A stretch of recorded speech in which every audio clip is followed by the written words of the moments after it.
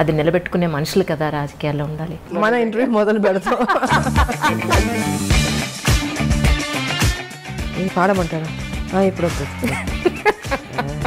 సరదాగా పాడుకునే రోజులన్నీ పోయినాయి. ఇప్పుడంతా కొట్లాడే రోజులు దగ్గర ఉంది. ఇప్పుడు పర్టికులర్గా ఆ బుట్ట అలా పెట్టడానికి కారణం ఏదైనా ఉందా అండి? మీ నాన్నగారు అంటే మీకు చాలా ఇష్టమని షూటింగ్ టైంలో ఉన్నప్పుడు నాన్నగారు కాలం చేశారని. దేవాలయం షూటింగ్ చేస్తున్నాం. సో అక్కడ ఫాదర్కి చితి పెట్టడం సీన్ నేను ఆ సమయంలో ఏంటంటే ఇక్కడ సో ఇంకా అలాగా ఆయన చనిపోవడం జరిగింది. అయితే నిప్పురవ్వ సినిమా తర్వాత మళ్ళీ బాలకృష్ణ గారితో చేయకపోవడానికి అంటే తర్వాత స్టోరీ ఏమి సెట్ కాలేదంటారా? తర్వాత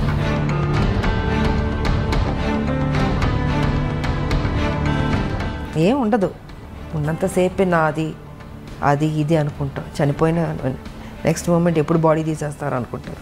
ఒకటి తీసుకెళ్ళేది ఒక మంచి పేరు ఒకటే తీసుకెళ్తాం. ఇన్నాళ్ళ రాజకీయ జీవితం చూసిన తర్వాత ఇక్కడ మీరు నేర్చుకున్న లెసన్ అంటే ఏం చెప్తారు? పాలిటిక్సే ఉంటుంది.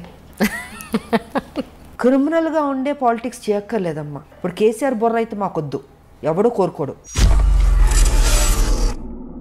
సూర్యకాంతం గారి క్యారెక్టర్ చూసి అమ్మో సూర్యకాంతం గారు అని భయపడేవాళ్ళం. కానీ నిజంగా వాడు చాలా మంచివాడు తెలుసా మీకు? మీకు తెలుసుండి ఒక అమ్మాయికి ఎక్కడైనా అన్యాయం జరిగింది అని అంటే మాత్రం అది ఆ మధ్యన ఒక 3 months బేబీ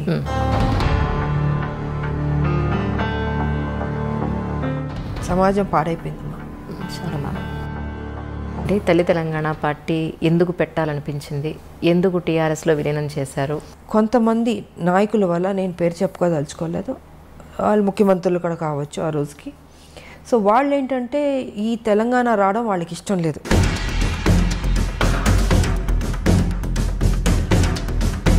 అక్కడితో ఆపలే, దాన్ని బతికిద్దామని నేను తల్లి తెలంగాణ పార్టీ పెట్టాను. కేసీఆర్కి ఏంటి, ఆయనకి ఈవిడ స్ట్రాంగ్గా వెళ్తుంటే ఒక మహిళగా ఈవిడ రేపు బలపడిపోతే నేను వెనక్కి అయిపోతానేమో. ఆయన అప్కమింగ్ అప్పుడు ఎందుకు లాగేస్తే బెటర్ కదా. ఆయన ఆలోచనలన్నీ నెగిటివ్ ఆలోచన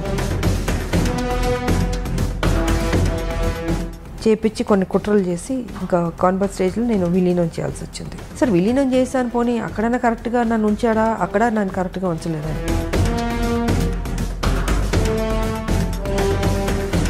కాంగ్రెస్ ఇస్తున్నాం అని అనౌన్స్ చేసింది. అనౌన్స్ చేసిన నైటే నన్ను సస్పెండ్ చేస్తారు. ఇంకా హౌస్ స్టార్ట్ అయిపోయింది, స్పీకర్ ఆవిడ వచ్చారు, ముందుకు వెళ్ళాను, వెల్ దగ్గరకు వెళ్ళి బిల్లు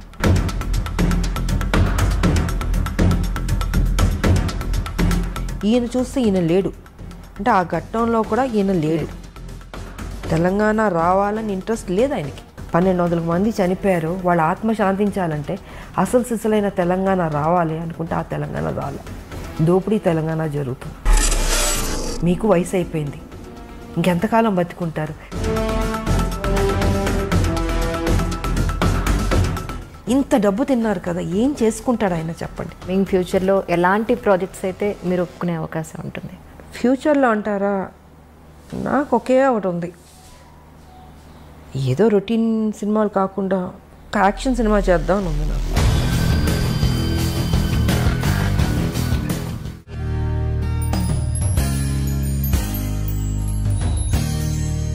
అందరికీ నమస్కారం అండి. ఈరోజు నిజంగా నా గెస్ట్ గురించి ఒక్క మాటలో నేను చెప్పలేను, కానీ ఒక చిన్న మాట చెప్పాలి. ఒక చిన్న పరిచయం, ఏదో ఒక ప్లేస్లో ఒక చిన్న పరిచయం. నిజంగా ఆ గెస్ట్కి నేను ఎప్పటికీ రుణపడున్నాను. ముందైతే గెస్ట్కి వెల్కమ్ చెప్పేద్దాం. మ్యామ్ నమస్కారం. నమస్తే. మిమ్మల్ని ఇలా కలవడం చాలా సంతోషంగా ఉంది.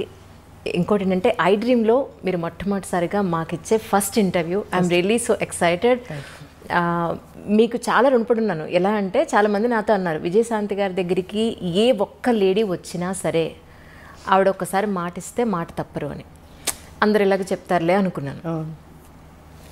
నాది ఒక చాలా చిన్న పరిచయం. యాక్చువల్లీ నేను మీకు గుర్తున్నాను అనుకున్నాను. సరిలేరు నీకెవరు షూటింగ్ అప్పుడు కలిసాం, మీరు నన్ను అడిగారు. Yes ma'am. సో అప్పుడు అడిగింది ఇప్పుడు కుదిరింది. నిజం మ్యామ్. నాకు ఎంత సంతోషం అంటే మా లాక్డౌన్లో మీ డోర్ కొట్టి మ్యామ్ ఇంటర్వ్యూ ఒకసారి గుర్తు చేద్దామని వచ్చానంటే మీరు ఇక్కడి నుంచి అంజలి నువ్వు నాకు గుర్తున్నావు, నేను నీకు ఇంటర్వ్యూ ఇస్తాను, మాట ఇచ్చాను, ఇస్తాను అని అన్నారు. మాట ప్రకారం అలాగే నిలబెట్టుకున్నారు. Thank you. నాకు ఇప్పుడు అనిపిస్తుంది ఏంటి అంటే మీలాంటి వాళ్ళు కదా నిజంగా రాజకీయాల్లోకి రావాలి, మాట ఇచ్చారు అని అంటే అది నిలబెట్టుకునే మనుషులు కదా రాజకీయాల్లో ఉండాలి. But really ma'am such a great meeting with you. Thank you. చాలా చాలా సంతోషంగా ఉంది. అది నేను నా సంతోషం చెప్పలేకపోతున్నా ఒక్క మాట. మన ఇంటర్వ్యూ మొదలు పెడతాం, ఇలా ఇంటర్వ్యూ మొత్తం పూర్తనే ఉంటారు. రియలీ మ్యామ్ మ్యామ్ యాక్చువల్లీ మీ లైఫ్ని ఒక 3 పార్ట్స్గా తీసుకుంటే, ఒకటి మీ పర్సనల్ లైఫ్, 2 సినీ రంగ ప్రవేశం, 3 రాజకీయ జీవితం. ఈ మూడింటిని ఐ డ్రీమ్లో ఒక బయోగ్రఫీ లాగా కమింగ్ జనరేషన్స్ ఎప్పుడు ఆల్మోస్ట్ యూట్యూబ్లో 100 సంవత్సరాలు ఉంటుందట. సో దీని ఒక బయోగ్రఫీ లాగా తీసుకుని మీ జీవితంలో ఈ 3 ఎలిమెంట్స్లో ఇంపార్టెంట్ ఎలిమెంట్స్ని అలా డీటెయిల్డ్గా తీసుకుందనే ఉద్దేశంతో వచ్చిన కారణం. ఈ అవకాశాన్ని ఇచ్చిన మీకు నిజంగా చాలా చాలా ధన్యవాదాలు. ఒక్కసారి ఇప్పుడు దసరా నవరాత్రులు నడుస్తున్నాయి, చాలా డిఫరెంట్గా పెట్టారు బొట్టు. ఈ బొట్టుకి దసరాకి లేదు, నేను దీక్షలో ఉన్నాను, నేను ఆ పూజ చేస్తున్నాను, నేను నవరాత్రి పూజలు. సో కొన్ని పూజలు అంటే నేను డెఫినెట్గా నేను చేస్తూ ఉంటాను. సో ఇది నవరాత్రి కాబట్టి అమ్మవారికి ఆ దీక్షలో ఇంకా చేస్తున్నాను నేను. ప్రశాంతంగా ఉంటుంది మాకు, అంటే మార్నింగ్ అన్ని పూజలే ఉంటాయి కదా మాకు. గేట్ లోపలికి వస్తుంటేనే గేట్లోకి వస్తుంది ఒక ఫ్లేవర్, ఒక పువ్వుల వాసన, ఒక అగరబత్తి ధూపం. అది ఇల్లంతా మొత్తం పూజలు అగరబత్తులు అన్నీ ఉంటాయి. ఇంకా దేవుడు అంటే ఆ పూజ అంటే ఇంకా దానికి మనం టైం కేటాయిస్తూ ఉంటాం. కాకపోతే రాజకీయం మాకు ఉంటుంది, తప్పదు. సో దేవుడికి ఇవ్వాల్సిన సమయం ఆ సమయం నేను ఇచ్చేస్తాను. మార్నింగ్ నేను ప్రశాంతంగా ఉంటుంది ముందు. ఈ అంటే పర్టికులర్గా ఆ బుట్ట అలా పెట్టడానికి కారణం ఏదైనా ఉందా అండి? ఏమో నాకు తెలీదు. దేవుని దండం పెట్టుకుంటా అలా పెట్టేస్తాను అంతే. ఇలా పెట్టాలి అలా పెట్టాలని ఏమి ఉండదు. అది ఆ పూజ చేసినంతసేపు స్వామిలో ఆ లీనమైపోతున్నట్టు ఉంటుంది. సో అది అయిన తర్వాత అమ్మవారి దీవెనతో బుట్ట అలా పెట్టేసుకుంటాను. మరి అది అంటే సుమంగళీళ్ళు ఎప్పుడు ఇలా పెట్టాలి ఒకటి ఉంటుంది లెక్క, ఇదేమో అమ్మవారిది. అది ఒక్కసారి మీ ఫ్యామిలీ గురించి, అమ్మ నాన్న. ఫ్యామిలీ గురించి చెప్పాలంటే నేను, మా మదరు, మా ఫాదరు, ఒక అన్నయ్య, 4 కథ. ఫ్యామిలీ పరంగా చూసుకుంటే చాలా పెద్ద ఫ్యామిలీ. బట్ మా మదర్కి ఫాదర్కి నేను మా అన్నయ్య ఆయన జస్ట్ ఒక 2-3 years బ్యాక్ చనిపోయారు. సో నేను ఒక్కదానే ఉన్నాను. అండ్ ఇప్పుడు నేను నా భర్త, అంతే, ఇద్దరమే. చిన్న ఫ్యామిలీ ఇప్పుడు. కానీ మీ గురించి తెలుసుకోవాలి ఇంటర్వ్యూ కోసం అన్నప్పుడు నాకు యూట్యూబ్లో చాలా వీడియోలు మీ నాన్నగారు అంటే మీకు చాలా ఇష్టమని, మీరు షూటింగ్ టైంలో ఉన్నప్పుడు నాన్నగారు కాలం చేశారని, దాన్ని అసలు ఆ టైంలో మీరు కళ్ళు తిరిగి పడిపోయారని కూడా కొన్ని వీడియోలో చెప్పడం జరిగింది. ఒక్కసారి నాన్నగారి గురించి తెలుసు. యాక్చువల్గా దేవాలయం షూటింగ్ చేస్తున్నాం, అమరావతి, గుంటూరు నుంచి అమరావతి. సో అక్కడ షూటింగ్ చేస్తుంటే అక్కడ ఏంటంటే ఫాదర్కి చితి పెట్టడం సీను, టి కృష్ణ గారు డైరెక్షన్, దేవాలయం, శ్రవణ్ బాబు గారిని. సో అక్కడ ఫాదర్కి చితి పెట్టడం సీన్ నేను వెళ్ళి కూతురు చితి పెడుతుంది. ఆ సమయంలో ఏంటంటే ఇక్కడ చెన్నైలో అప్పుడు మా నాన్నగారు పోవడం జరిగింది. నాకు తెలీదు, చెప్పలే, టి కృష్ణ గారు ఎవరు చెప్పలే. సరే ఈవినింగ్ షూటింగ్ అంతా అయిన తర్వాత ఇన్ఫర్మేషన్ వచ్చింది. ఇప్పుడంటే మనకు సెల్ ఫోన్స్ ఉన్నాయి, అప్పుడంతా ల్యాండ్ లైన్, టైం పట్టేది, దొరికేది కాదు. ఐ థింక్ 6:37కి టి కృష్ణ గారికి వచ్చింది మెసేజ్, ఇలాగా ఫాదర్ పోయారనేసి. సో ఆయన ఏం చేశారంటే పోయారని చెప్పలే నాకు. నైట్ షూటింగ్ ఉండింది, డే అంతా శ్మశానంలో షూటింగు, నైట్ వచ్చి ఈ దశావతారాలు పాటలు తీస్తున్నాం. అది సో దానికి నేను డ్రెస్ చేంజ్ చేసుకోవడానికి క్లాసికల్ డ్రెస్ చేసుకుని రెడీ అయ్యి వస్తున్నాను. టి కృష్ణ గారు అన్నారు, ఇలా నాన్నగారికి బాగాలేదంట, బయలుదేరమ్మన్నారు అన్నారు. అంతే చెప్పారు. ఏమైందంటే లేదు బాగాలేదన్నారు, అంతే, టెన్షన్ అవ్వబాకమ్మా, బాగాలేదన్నారు అన్న. సరే ఆల్మోస్ట్ అన్ని ట్రైన్లు వెళ్ళిపోయినాయి. నైటు అంటే అమరావతి నుంచి గుంటూరుకు రావాలి కదా, వచ్చేటప్పటికి 11-12 అయినట్టుంది నాకు. ఇంకా 12 లాస్ట్ ఒక ట్రైన్ ఉండింది, ఆ ట్రైన్ పట్టుకుని నేను చెన్నైకి వచ్చాను. చెన్నైకి వచ్చి ఇంటికి వచ్చి చూసేటప్పటికి నాన్నగారు పడుకుని ఉన్నారు. నాకేం అర్థం కాలే, అట్లా టోటల్గా అప్సెట్ అయిపోయి మదర్ అక్కడ కూర్చున్నారు. ఆవిడ ఏడుస్తుంది, నాకేం అర్థం కావట్లేదు. ఎందుకంటే మా నాన్నగారు అంటే చాలా ఇష్టం నాకు నిజంగా. సో ఇంకా అలాగా ఆయన చనిపోవడం జరిగింది.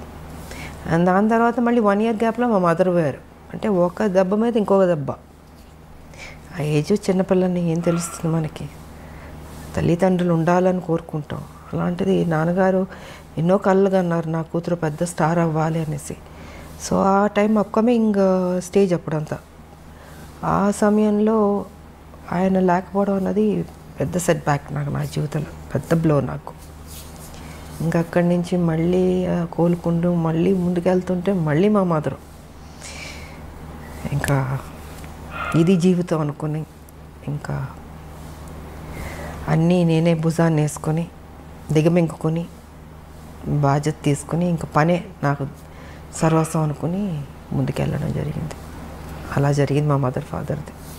కానీ ఒక ఆడపిల్లకండి, అంటే అబ్బాయి సొసైటీలో ఏది ఉన్నా, ఎవరి సపోర్ట్ ఉన్నా లేకపోయినా ఈజీగా అమ్మాయితో కంపేర్ చేస్తే ఈజీగా గెటన్ అయిపోగలుగుతాడు. కానీ ఒక అమ్మాయికి పేరెంట్స్ సపోర్టు, పేరెంట్స్ తర్వాత ఒక మంచి భర్త సపోర్ట్ లేకపోతే అంత ఈజీగా ఏ ప్రొఫెషన్లో ఉన్నా పైకి రావడం ఈజీ కాదమ్మా, చాలా టఫ్ అది. కాకపోతే నాకేంటంటే ఫస్ట్ మదర్ ఫాదర్ పోవడం వల్ల లైఫ్ విలువ, వాల్యూ, బాధ్యత అన్నీ ఆటోమేటిక్గా దేవుడు నాకు తెలిసేటట్టు చేశాడనిపిస్తుంది. సో రైట్ టైంలో ఒక ఏజ్లో మ్యారేజ్ కూడా, అది కూడా నాకు దేవుడు చేశాడన్నదే. ఎవరు లేరు కదా పెద్దలు, ఇలాగ ఈ అమ్మాయికి పెళ్లి సంబంధం చూడాలి, ఈ అబ్బాయికి పెళ్లి చేయాలి అనేది చెప్పేవాళ్ళు లేరు, చూసేవాళ్ళు లేరు. నాకు ఉన్న తల్లిదండ్రులు నిద్రపోయారు. నాకు తెలియకుండా నా లైఫ్లో నా భర్త ఆయన రావడం, కలవడం, అనుకోవడం, పెళ్లి చేసేసి ఆల్ ఆఫ్ సడన్ అన్నీ 6 to 7 monthsలో జరిగిపోయినాయి.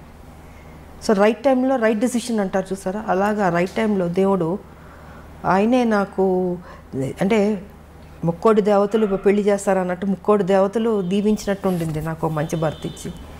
రైట్ టైంలో ఒక సపోర్ట్ ఉండాలి అన్నది జరిగింది. సో లైఫ్ ఇదైంది. బట్ ఆడపిల్లలకి ఎప్పుడూ తల్లిదండ్రులు ఉండాలమ్మా. కొంతమందికి స్మూత్గా వెళ్తుంది, కొంతమందికి టఫ్గా ఉంటుంది.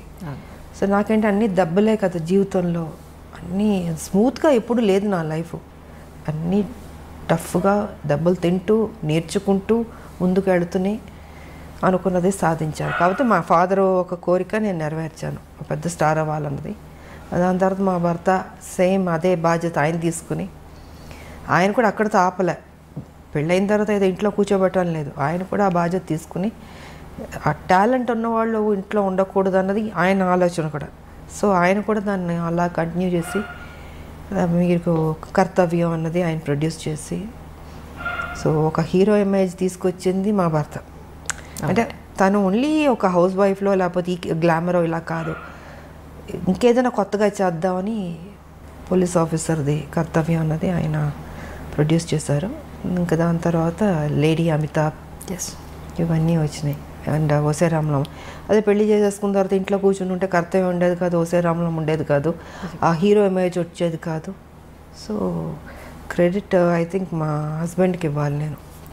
జనరల్గా మనకు ఉంటుంది చాలే పెళ్లి చేసుకున్నాం సెటిల్ అయిపోదాం అనుకుంటాం, కానీ అలా అనుకోలేదు. ఇంకా అది కూడా కాదు, దాని తర్వాత మళ్ళీ పాలిటిక్స్ కూడా నా మనసులో ఉంటుంది మనకి. కాకపోతే అవన్నీ జరుగుతాయా అని ఒక డౌట్ కూడా ఉంటుంది. కానీ వెనక నేను సపోర్ట్ చేసి ముందుకు నడిపిస్తూ ఈ దారిలో వెళ్ళు, ఈ దారిలో నువ్వు చేయి, నీ డ్యూటీ నువ్వు కరెక్ట్గా చేయి, ఆటోమేటిక్గా అన్నీ సర్దుకుంటాయి, మంచి జరుగుతాయి అన్నది ఆయన చెప్పింది. ఇంకా అలాగా.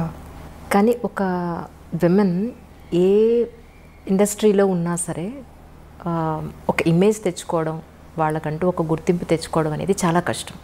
అందులో గ్లామర్ ఫీల్డ్లో, ఫిల్మ్ ఇండస్ట్రీలో ఒక హీరో ఇమేజ్ అనండి, అది కమర్షియల్గా అయినా సరే లేదంటే ఒక వాల్యుబుల్ పాయింట్లో అయినా సరే, మీరు ఒక హీరో ఇమేజ్ని అప్పట్లోనే హీరోలతో సమానంగా మీరు రెమ్యునరేషన్ పాయింట్ ఆఫ్ వ్యూలో కానీ మీ ఒక మాటకు విలువ కానీ అప్పుడు మీరు అంతా సంపాదించుకోవడం అనేది మామూలు విషయం కాదు యాజ్ ఎ విమెన్. సో అదంతా ఈజీ అండి. ఒక అమ్మాయికి ఒక హీరో ఇమేజ్ని తీసుకొచ్చి, ఫస్ట్ థింగ్ ఏంటంటే మనం మెంటల్గా ప్రిపేర్ అవ్వాలి.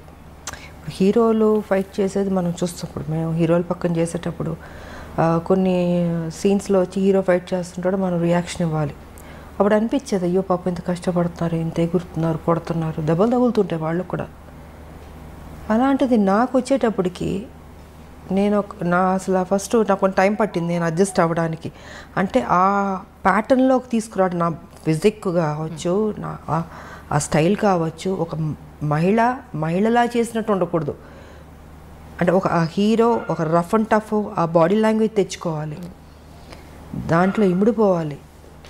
సో ఇట్ టుక్ టైం నాకు అది అడ్జస్ట్ అవ్వడానికి. అండ్ ఫస్ట్ పిక్చర్కి నా ఫైట్స్కిను సెకండ్ థర్డ్ దానికి ఇంప్రూవైజ్ చేసుకుంటూ వెళ్ళాను.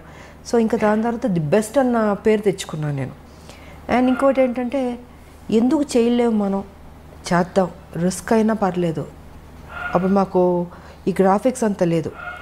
సో ఏదన్నా కూడా ఒరిజినలే ఉండదు, డూప్ లేకుండా చేసేదాన్ని. చేద్దామని మాస్టర్లతో కన్విన్స్ చేసి ఇంకా సాహసాలే అన్నీ. ఎంత 20 అడుగులో 30 అడుగులు దూకమన్నా దూకేవాళ్ళం. మళ్ళీ గన్ ఒకటి పట్టుకుని దాంతో షూట్ చేసుకుంటూ, మామూలు కాదు అసలు. సో ఇలాగా ఇంప్రూవైజ్ చేసుకుంటూ ఇంకా బెటర్మెంట్ చేద్దాం అన్నది సినిమా నుంచి సినిమాకి బెటర్ అయింది నాకు. సో నన్ను నేను ప్రూవ్ చేసుకోగలిగాను. ఒక యాక్షన్ హీరోలే కాదు, హీరోయిన్ కూడా చేయగలుగుతుందని. మళ్ళీ దాంట్లో స్టైల్ ఉండాలి, అందం ఉండాలి. ఏదో కొట్టామన్నట్టు కాకుండా ఎక్స్ప్రెషన్ ఉండాలి, బాడీ లాంగ్వేజ్ కరెక్ట్గా ఉండాలి, ఫినిషింగ్ బాగుండాలి. అది డ్యాన్స్ కావచ్చు, ఫైట్స్ కావచ్చు, ఏదైనా బ్యూటీ ఉండాలి, న్యాచురల్గా ఉండాలి, ఆర్టిఫిషియల్గా ఉండకూడదు. ఏదో ఇప్పుడు జంప్ చేయమన్నారు ఇలా జంప్ చేయడం కాదు, ఒరిజినల్గా జంపింగ్లానే ఉండాలి, రఫ్ లుక్ ఉండాలి.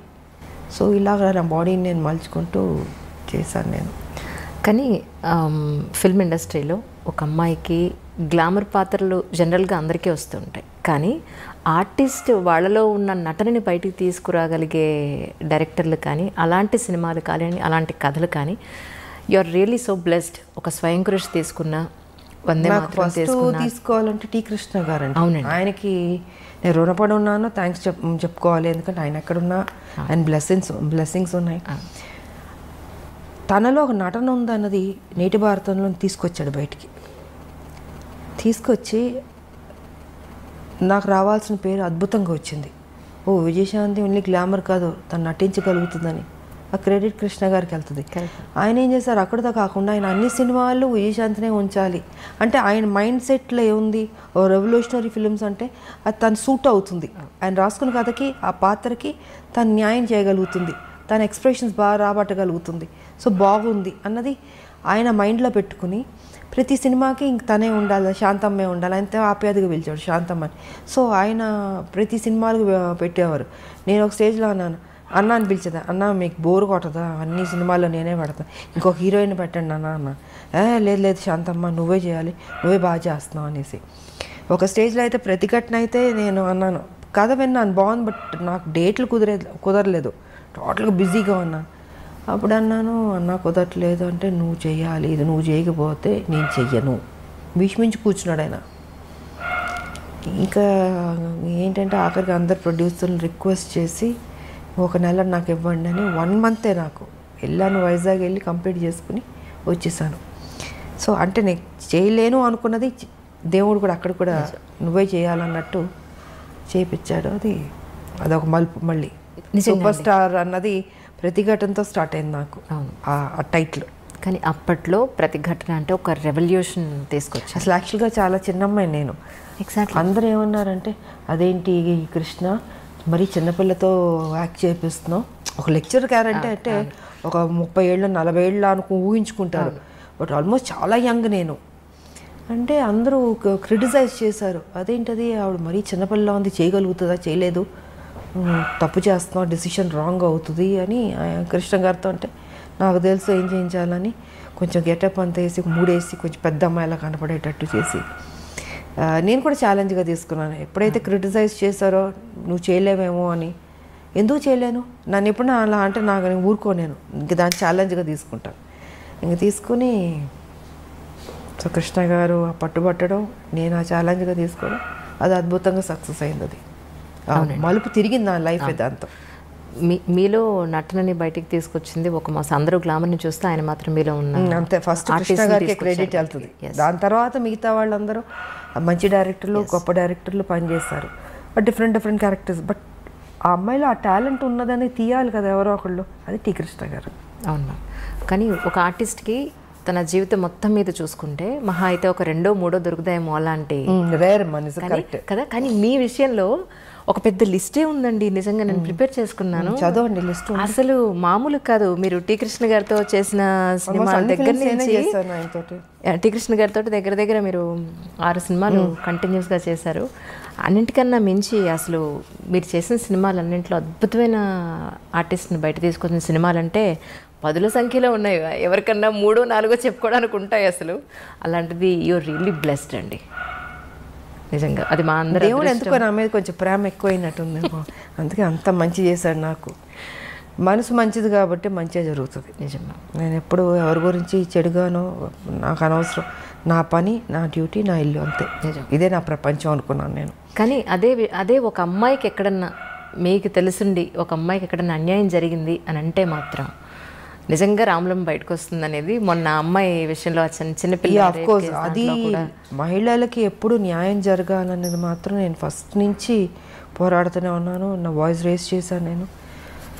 బాధగా ఉంటుంది, ఎందుకంటే ఒక మహిళగా నాకు తెలుసు ఆ కష్టాలు, ఎంత కష్టపడితే కానీ పొజిషన్కి రారు, ఎంత స్ట్రగుల్ అవ్వాల్సి వస్తుంది. ప్రతి చోట అడ్డంకి ఉంటుంది. అంటే మన ప్రొఫెషన్లో ఏ ప్రొఫెషన్ ఎన్నుకున్నా దాంట్లో అచీవ్ చేయడానికి అడ్డుపొలలు వేస్తూ ఉంటారు, వెనక్కి లాగుతుంటారు. సో ఆ పెయిన్ కానీ నాకు తెలుసు. అది కాక మొన్న జరిగిన ఇన్సిడెంట్ అయితే అది మరీ దారుణం అమ్మ. నాకు నిజంగా అది ఆ మధ్యన ఒక 3 months బేబీ, మళ్ళీ అది రిపీట్ చేయాలంటే మళ్ళీ నా మూడ్ పాడైపోద్ది. అది అంటే ఎలాంటి ప్రపంచం ఎలాగైపోతుంది, బాగుపడద్దు అనుకుంటే ఇంకా వర్స్ట్ అవుతుంది ఏంటి అన్నది నిజంగా బాధగా ఉంది. అది తెలియదు మరి మారాలమ్మా. అదే మొన్న చాలా రోజుల తర్వాత మీరు ఆ ఇష్యూ గురించి ఆ శవం అతనిది కాదు, మీరు అసలు ఏం చేశారో చెప్పండి అని డిపార్ట్మెంట్ వాళ్ళు. బికాస్ ఫస్ట్ లేదంటారు, కాస్త ఉందంటారు. అంటే ఒక వ్యక్తిని పట్టుకోవడానికి ఎందుకు ఇంత గేమ్ అనేది నేను చెప్పదలుచుకుంది ఆ రోజు. అండ్ నిజంగా నడి రోడ్డు మీద చంపాలి వాడిని, అంత కోపం వచ్చింది నాకు. సరే ఇంకా వీళ్ళు చేసే పోలీసులు చేసే గేమ్ అన్నీ చేస్తుంటారు, ఎన్కౌంటర్లు చేస్తారు, ఇవన్నీ చేస్తారు. బట్ ఏదైనా అది కరెక్ట్ కాదమ్మా. అది వాళ్ళకి ఎలా వస్తుంది ఈ ఆలోచన తెలియట్లేదు నాకు. పాప ఆ తల్లిదండ్రులు నిజంగా, ఆ తల్లి నేను ఓదార్చలేకపోయినా ఆవిడ కంటిన్యూస్ ఏడుస్తూనే ఉంది. ఆ పెయిన్ ఎంత ఉంటుందమ్మా నిజంగా, చాలా బాధ వేసింది నాకు. అండ్ నాకు వచ్చిన కోపాన్ని వాడిని అక్కడే పట్టుకుని కొడదామా చంపుదామా అని అంత కోపం వచ్చింది నాకు నిజంగా. అసలు ఆ చంటి బిడ్డ ఎంత ముద్దుగా ఉంది ఆ పాప. నిజమా, వాడికి ఒక బిడ్డ ఉన్నట్టుంది.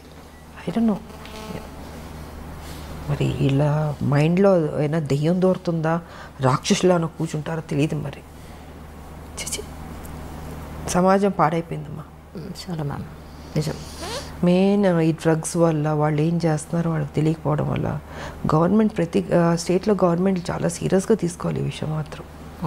అంటే ఆ మత్తులో తేడా తెలియట్లేదు వాళ్ళకు కూడా. తల్లి చెల్లి బిడ్డ అన్న తేడా కూడా లేకుండా మృగంలాగా తయారైపోయారు. సో డ్రగ్స్ అనేది కంట్రోల్ చేయాలి, లేకపోతే టోటల్గా చట్టాలు ఇంకా స్ట్రాంగ్ చేయాల్సిందే. నాన్నగారు కాలం చేసిన తర్వాత మళ్ళీ టీ కృష్ణ గారు కాలం చేసినప్పుడు మీరు అంతగా కదిలిపోయారని చెప్పి విన్నాను మ్యామ్. అసలు అంటే ఆయన సినిమాల ద్వారా మీలో ఉన్న నటీమణిని బయటకు తీసుకురావడం ఒకటే కాకుండా ఆయనతో ఉన్నంత బాండింగ్ అంటే ఏం చెప్తారు మ్యామ్?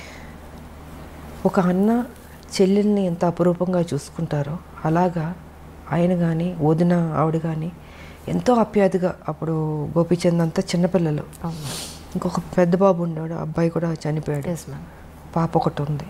సో అందరూ ఒక ఫ్యామిలీలా ఉండేవాళ్ళు నిజంగా, అంత అన్యోన్యంగా. ఆయన ప్రతిదీ కేర్ తీసుకుని శాంతమ్మ ఇది చేయాలి ఇది చేయాలి అనేసి. అలాగన్నా ఓసారి పొరపాటు అయ్యేది, అంటే యాక్టింగ్ ఈ సీన్ సరిగా రాకపోతే ఊరుకునేవాడు కాదు, ఆయన తిట్టేవాడు. ఆయన ఈ రేపటి పౌరుల షూటింగ్లో అయితే పెద్ద సీను, కోర్టుని గుడి బయట పెట్టి లెంతీ డైలాగ్ పెట్టి చేయాలి. ఆయన అప్పటికి క్యాన్సర్తో బాధపడుతూ బెడ్ మీద పడుకొని డైరెక్షన్ చేస్తున్నారు. సో ఆ సీన్ ఏంటంటే గంటలు గంటలని చేతులు చేయాలి. నేను ఒక ప్యాటర్న్లో చేసుకుంటూ వస్తే కట్ చేసి చేతులు ఇలాగ చేయాలి కదా, ఎందుకు ఇలా ముడుచుకుని చెప్తావు డైలాగు డామ్ డూమ్ అని తిట్టేశాడు ఆయన. నాకు అర్థం కాలే, ఎప్పుడు నేను చూడలేదు ఆయన్ని అంత ఎమోషన్ అయ్యి కోపం రావడం అనేది. ఒక నిమిషం కూర్చుని పోయాను, నేను ఎక్కడ పొరపాటు చేస్తున్నాను అనుకుని చూసుకుని నాకు కొంచెం టైం అన్నాను. వెళ్ళి 5 minutes కూర్చుని ప్రిపేర్ అయ్యాను, వచ్చాను, సింగిల్ టేక్లో ఓకే చేస్తాను. అంటే ఎక్కడో పొరపాటు జరగచ్చు, అంటే ఆయన మైండ్లో ఇలాగ ఈ క్యారెక్టర్ ఇలా చేయాలి, వైల్డ్గా చేతులని చూపించి అది ఇది ఇలా చేయాలని అని ఉంది. నేను ఒక ప్యాటర్న్లో డైలాగ్ చెప్పుకుంటూ మామూలుగా చేసుకుంటూ వెళ్ళినా, అది కాదు, నాకు అది కావాలి. సీరియస్గా అరిచేసాడు మొత్తం క్రౌడ్, అందరూ జనాలు ఏనాలు. నాకు కొంచెం అప్సెట్ అయ్యాను నేను, ఇదేంట్రా ఇది ఫస్ట్ టైం. బట్ తెలుసు ఆయనకి హెల్త్ బాగాలేదని తెలుసు. సరే నాకు 5 minutes అని వెళ్ళి కూర్చుని మళ్ళీ నేను ఏ రకంగా చేస్తే బెటర్ అని రివైజ్ చేసుకుని వెళ్ళి చేశాను. I was happy. సో ఇలా ఉండేదమ్మా ఆయనది. అండ్ ఇంకోటి ఏంటంటే ఆయన చనిపోయినప్పుడు నేను ఊటీలో ఉన్నాను. సో ఊటీలో నాకు తెలిసింది వై హరికృష్ణ గారు ఉన్నారు. అప్పుడు కళ్యాణ తాంబూలం షూటింగ్ శోభన్ బాబు గారు నాది జరుగుతుంది. అంటే అప్పుడు తెలిసేటప్పటికి డెఫినెట్గా ఆయన నాకు ఒక గురువు, నాకు ఒక అన్న, అంత కేర్ తీసుకున్న లైఫ్ ఇచ్చిన ఒక గొప్ప వ్యక్తి. ఆయన చనిపోతే మనం ఎలా వదిలేస్తామని అక్కడి నుంచి ఊటీ నుంచి ట్రైన్ పట్టుకుని మొత్తం 2 ట్రైన్లు మారి వెళ్ళాను. నేను వెళ్ళి శ్మశానానికి వెళ్ళేటప్పటికి ఆల్మోస్ట్ అన్నీ అయిపోయినాయి. నేను రీచ్ అయ్యేటప్పటికి వదునున్నారు ఆవిడ అక్కడ.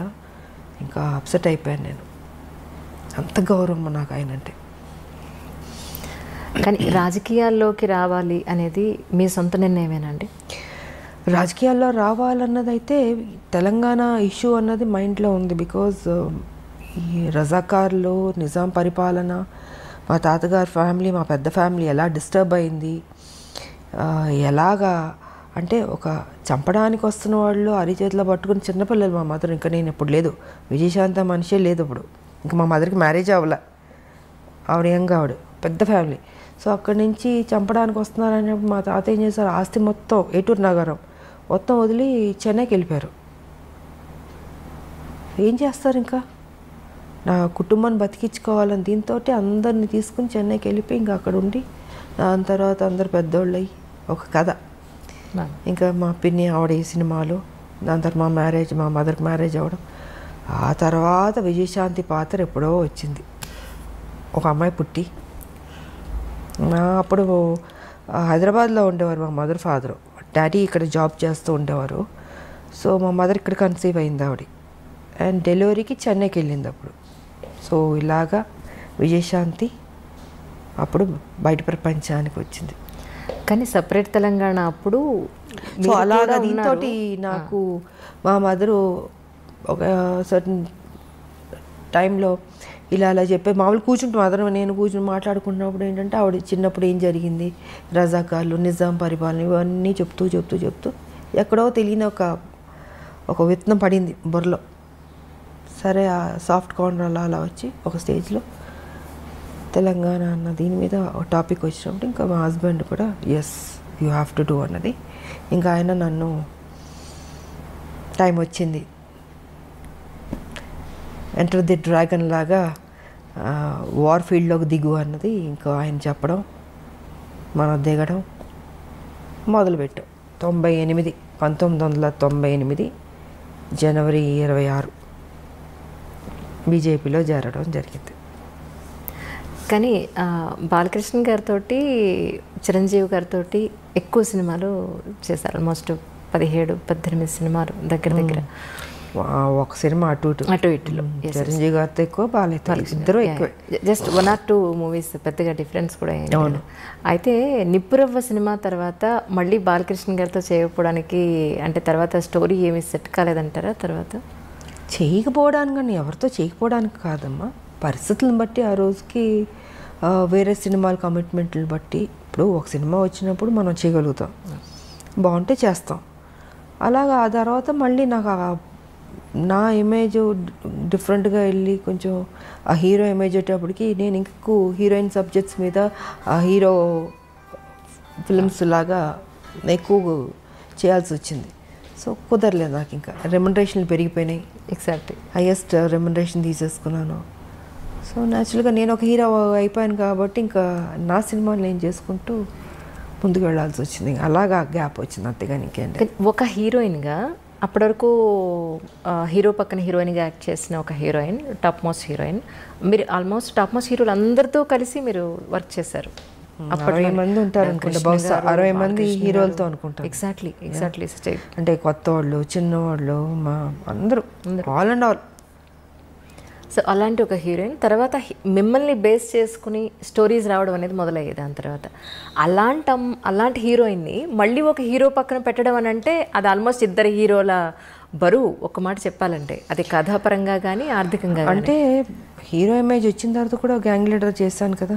గ్యాంగ్ లీడర్ చేశాను, మెకానికల్ అల్లుడు చేశాను. సో చేశాను నేను, బట్ ఎక్కువ దాని మీద నేను ఫోకస్ పెట్టాను. ఇంకా హీరో ఇమేజ్ ఒకటో రెండో తప్ప, ఇంకా దాని తర్వాత కుదరలే. ఒక హీరోయిన్కి హీరోయిన్ సెంట్రిక్ మూవీస్ రావడం అనేది ఇక అది పీక్ పరాకాష్ట అంటారా మీ ఉద్దేశ ప్రకారం? అంతే కదా. నేనే ఊహించుకోలేదు అసలు నా లైఫ్లో ఇలాగ ఒక హీరో ఇమేజ్ వస్తుంది, నేను యాక్షన్ సినిమాలు చేస్తాను, ఎంత రిస్క్ తీసుకుంటాను, ఎంత హైయెస్ట్ పేడ్ హీరోయిన్ అవుతాను, నేను నా లైఫ్లో నేను ఊహించలేదు. నిజంగా అది గాడ్ గిఫ్ట్ అనే చెప్పాలి. ఇప్పటికి ఇది ఎలా జరిగిందో నేను అనుకుంటాను అప్పుడప్పుడు కూర్చున్నప్పుడు. ఇది నిజమేనా, ఇది ఎంత మాయా ఒక్కోసారి. బట్ అది మాయే, లైఫ్ అంటే మాయే, ఏం ఉండదు. ఉన్నంతసేపే నాది అది ఇది అనుకుంటాం. చనిపోయిన నెక్స్ట్ మూమెంట్ ఎప్పుడు బాడీ తీసేస్తారు అనుకుంటారు. సో ఏది తీసుకెళ్ళాం మనం, ఒకటే తీసుకెళ్ళేది, ఒక మంచి పేరు ఒకటే తీసుకెళ్తాం. ఉన్నంత వరకు మంచి చేసామా, ఎగ్జిట్ అయ్యామా, అదే చూసుకోవాలి. 10 మందికి ఉపయోగపడాలి, ఆ హెల్పింగ్ నేచర్ ఉండాలి. ఏది తీసుకెళ్ళినప్పుడు ఎందుకు స్వార్థం ఎందుకు ఉండాలి, ఎందుకు పిసినారులా ఉండాలి?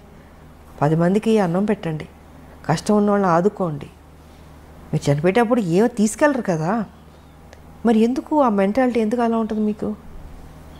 అది కరెక్ట్ కాదనేది నేను చెప్పదలుచుకుంది. 10 మందికి ఉపయోగపడి 10 మందికి కష్టంలో ఆదుకున్నా అనుకో, మనం చనిపోయిన తర్వాత అయ్యో మంచోళ్ళ ఆవిడ, మంచిది, మంచి చేసింది, అదొక్కటే తీసుకెళ్తాం.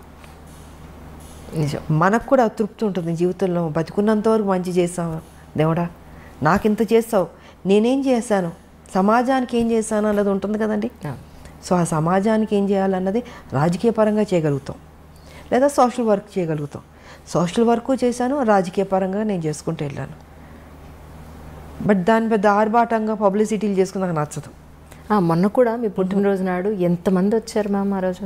నేను చెప్పాను, నేను చూపించుకోను. అవును, నాకెందుకు అది పబ్లిసిటీ చేస్తుంటే నువ్వు నిజంగా సేవ చేసినలాగా ఉండదు, స్వార్థం కోసం అన్నట్టు ఉంటుంది. సో అందుకే వదిలేయండి, నాకు తోచింది నేను చేసుకుంటూ వెళ్ళిపోతుంటాను అన్నది నా ఆలోచన విధానం. తల్లి తెలంగాణ పార్టీ కింద మీరు చాలా వైద్య సేవలు కూడా అందించారు అప్పట్లో. సో దాని గురించి కూడా ఎక్కడ మీరు ఎప్పుడూ చెప్పుకోలేదు.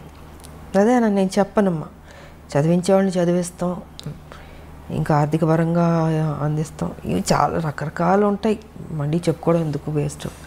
సో నాకు తృప్తి, నా జీవితంలో ఇది ఒక మంచి చేస్తాను, ఒక చిన్న సాటిస్ఫాక్షన్. నాకు ఎవరికైనా ఏదైనా చేస్తే ఎందుకో తెలియదు, ఒక ఆనందం వస్తుంది. నాకు చేసుకోవడం కన్నా ఎదుటోళ్ళు చేస్తే సంతోషపడతాను నేను. సో నా లైఫ్ పద్ధతి అది. అంటే చాలామంది విమర్శకులు అనండి, లేదా మీ గురించి తెలుసుకోవాలనుకునే వాళ్ళనండి, తల్లి తెలంగాణ పార్టీ ఎందుకు పెట్టాలనిపించింది, ఎందుకు టీఆర్ఎస్లో విలీనం చేశారు అని అంటే ఎందుకు పెట్టాలంటే ఆ రోజుకున్న పరిస్థితి ఏంటంటే, ఒక మహిళగా ఇది నా బరువు నా భుజాన్ని వేసుకున్నాను. నా మెంటాలిటీ ఏంటంటమ్మా, ఒక ఇష్యూ నేను టేకప్ చేస్తే అది అచీవ్ చేసి దాంట్లో సక్సెస్ చూసే వరకు నేను నిద్రపోను. దానివల్ల నేను ఎంత కోల్పోతున్నానో సిద్ధపడతాను. ఆర్థిక పరంగా కావచ్చు, లేకపోతే నా కెరియర్ పరంగా కావచ్చు, ఏది కోల్పోయినా పర్లేదు, కానీ నేను అనుకున్నది సాధించాలి అన్న ఒక లక్ష్యంతో నేను తెలంగాణ ఇష్యూని టేకప్ చేశాను. సో 98 నేను బీజేపీలో నేను జాయిన్ అయినప్పుడు తెలంగాణ కోసమే వచ్చాను.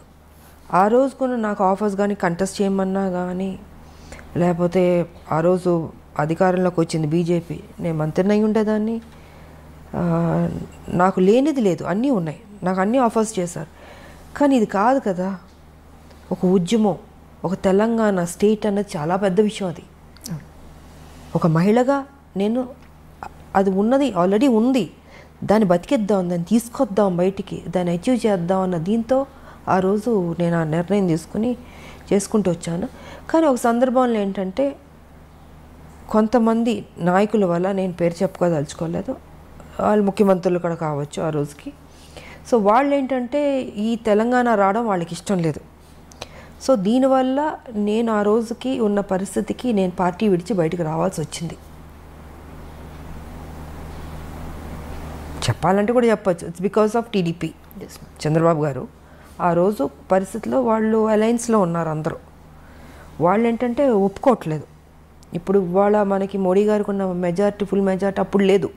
Number of alliance partners, ADMK కావచ్చు, డిఎంకే కావచ్చు, మన అదేంటి టీడీపీ కావచ్చు, ఇలా నెంబర్ ఆఫ్ పార్టీస్ ఉంది. కాబట్టి అదేంటంటే అవుట్ ఆఫ్ ద వే వెళ్ళి ఇవ్వాలి. ఫుల్ మెజారిటీ వచ్చి ఉంటే ఇచ్చేసేవాళ్ళు, కానీ రాలే. మిగతా అలయన్స్ పార్టీల మీద ఉండాల్సి వచ్చింది వాళ్ళ సపోర్ట్తో. అప్పటికీ నేను ఫైట్ చేశాను, మ్యాక్సిమం నేను ఫైట్ చేశాను. ఇంకొక స్టేజ్లో అయితే ఇంకా సరే, ఇప్పుడు వాళ్ళ ఆలోచన వాళ్ళకు ఉండొచ్చు, చంద్రబాబు గారు కలిసి ఉండాలని. కానీ తెలంగాణకి ఎంత అన్యాయం జరుగుతుందో ఈ స్టేట్ వస్తే వాళ్ళకి బెటర్ అవుతుంది కదా అన్నది నాకు. Yes ma'am. 69 ఉద్యమం తీసుకున్నా, ఇంతకుముందు అనేక మంది త్యాగాలు చేశారు, కొట్లాడారు. కానీ ఎక్కడో చోట ఆగింది, మళ్ళీ దానికి ప్రాణం పోయాలి, మళ్ళీ ముందుకు తీసుకెళ్ళాలి అనేది నా ఆలోచన. సో నేను ఆ రోజుకి మ్యాక్సిమం నేను కొట్లాడితే వాళ్ళు అది జరగనివ్వకుండా అడ్డుపడడం వల్ల ఇంకేదో కుదరదేమో అనేసి ఇంకప్పుడు పార్టీ నుంచి బయటకు రావాల్సి వచ్చి అది అక్కడితో ఆపలే, దాన్ని బతికిద్దామని నేను తెలంగాణ పార్టీ పెట్టి ప్రతి ఇష్యూ మీద కొట్లాడాను. నేను 4.5 years నడిపాను, 2009 వరకు. సో 2009 వరకు ఉన్నప్పుడు అప్పుడు టీఆర్ఎస్ వాళ్ళు వచ్చి నన్ను బతిమలాడి రమ్మని, అసలు ఆలోచన లేదు నాకు, అసలు టీఆర్ఎస్లో వెళ్ళాలి లేదు. వాళ్ళ కేసీఆర్ గారి గురించి మీకు అందరికీ బాగా తెలుసు, ఆ రోజు తెలిసే పరిస్థితిలో లేదు. కానీ నాకు తెలుసు, నాకు పెద్ద ఇంట్రెస్ట్ కూడా లేదు. నా పార్టీ ప్రెసిడెంట్ నేను. 4.5 years నుంచి ప్రతి ఇష్యూస్, రైతులు కావచ్చు, స్థానికుల ఉద్యోగాలు కావచ్చు, మూసీ నది కావచ్చు, విష జ్వరాలు కావచ్చు, కరెంటు కావచ్చు, యువకుల ఇష్యూ కావచ్చు, ఉద్యోగస్తులు కావచ్చు, ఇవన్నీ ఇష్యూస్ ఒకటి కాదు. ఇంత కొట్లాడుతూ దూకుడుతూ వెళ్తున్నప్పుడు అప్పుడు వైఎస్ రాజశేఖర రెడ్డి గారు వీళ్ళందరూ అమ్మో ఈ అమ్మాయి బాగా దూకుడు మీద వెళ్తుంది అంటే బాగా చేస్తున్నాను నేను, నా డ్యూటీ నేను కరెక్ట్గా చేస్తున్నాను. కరెక్ట్.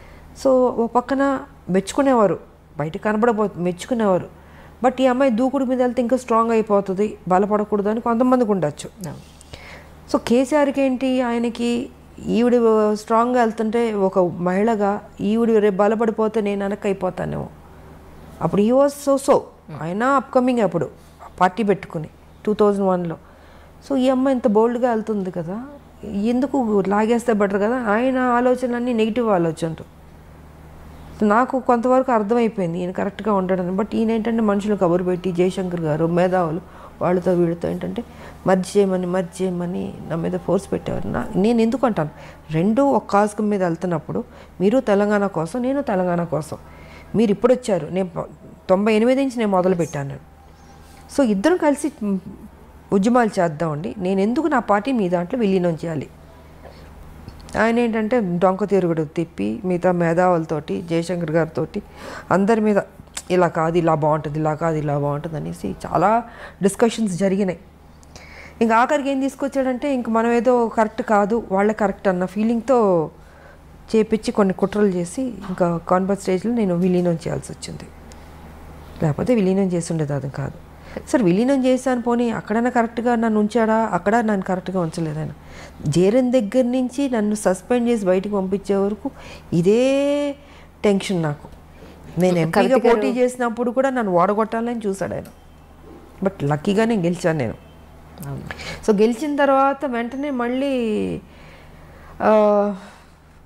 ఏదో ఒక నిందేయడం, ఒక సాకు చూపించడం, దాంతో నాతో మాట్లాడడం మానేశారు. 6 months ఎంపీగా గెలిచిన తర్వాత 6 months నన్ను దూరం పెట్టాడు, మాట్లాడలే. నా కాన్స్టిట్యున్సీ పనులు నేను చేసుకున్నాను. మళ్ళీ ఈయన నిరాహార దీక్ష చేయబెట్టాడు.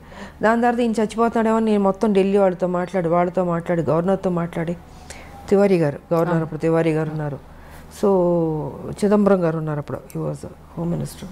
సో అందరితో మిగతా అందరితో మాట్లాడి ఈయన నిరాగదీక్ష చేస్తున్నారు, ఆయన చనిపోతాడేమో అండి, హెల్ప్ చేయండి ఆయన్ని. అప్పటికి మాటలు లేవు నాకు ఆయనకి. సో ఈ రకంగా చేసాం. అప్పుడు ఆ సందర్భంలో మళ్ళీ ఆయన కలిసి ఆయన హాస్పిటల్లో ఉన్నప్పుడు అప్పుడు మాట్లాడుకోవడం జరిగింది.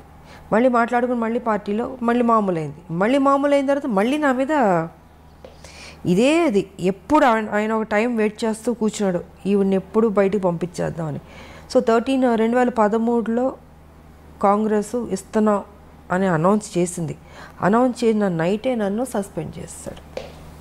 మేము ఆ మేడంని, విజయశాంతి గారిని మేము సస్పెండ్ చేయలేదు, ఆవిడే పెట్టకుండా మీరు యూట్యూబ్ కాదండి, మీరు కప్పుకున్నారు అని చెప్పి మీరు యూట్యూబ్లోకి వెళ్ళొచ్చు. అక్కడ మొత్తం మీకు ఇవాళ కేసీఆర్ అసెంబ్లీ సాక్షిగానే అబద్ధాలు చెప్తున్నాడు. సో మీరు యూట్యూబ్కి వెళ్తే కేసీఆర్ 2013లో నన్ను సస్పెండ్ చేసింది ఆల్మోస్ట్ ఆల్ ద ఛానల్స్లో వచ్చింది. నైట్ 12 o'clock అది మీరు చూడొచ్చు. నేను జరిగింది చెప్తా, నాకు అబద్ధాలు చెప్పాల్సిన అవసరం నాకేం లేదు. కేసీఆర్ లాగా ఇవాళ అసెంబ్లీలో నేను 3 ఎకరాలు ఇస్తానని చెప్పి నెక్స్ట్ కట్ చేస్తే నేను అసలు ఆ మాట అన్నే లేదేదో అని చెప్తున్నాడు. యాజ్ అ చీఫ్ మినిస్టర్గా ఆయన ఇంత అసెంబ్లీ సాక్షిగా చెప్పి ఇవాళ లేదు అంటున్నాడంటే ఆయన ఎలాంటి వ్యక్తి మీకే అర్థం కావాలి. సో జరిగింది నేను చెప్తున్నానే. 2013లో నన్ను సస్పెండ్ చేసిన తర్వాత నా కాన్స్టిట్యున్సీలో నేను ఎంపీగానే ఉన్నాను, నా పని చేసుకుంటూ ఉన్నాను. 2014లో పార్లమెంట్లో బిల్లు పాస్ అయింది. అప్పుడు బిల్లు పాస్ అవుతున్నప్పుడు నాకు ఆయనకి మాట్లాడలేదు, కానీ ఆ రోజు ఫస్ట్ టైం నన్ను వచ్చి ఎలా ఉన్నావు విజయ అని ఒకే ఒక మాట అన్నాడు, బాగున్నా అన్న. సో ఫైనల్గా అది ఆ రోజు ఇంకా లాస్ట్ డే. ఇంకా అప్పుడు కాంగ్రెస్ పొన్నం ప్రభాకర్ వీళ్ళందరూ చాలామంది ఉన్నారు. మీరు వస్తారా అన్నాను. నేను ఉంటాను అది అన్నాను.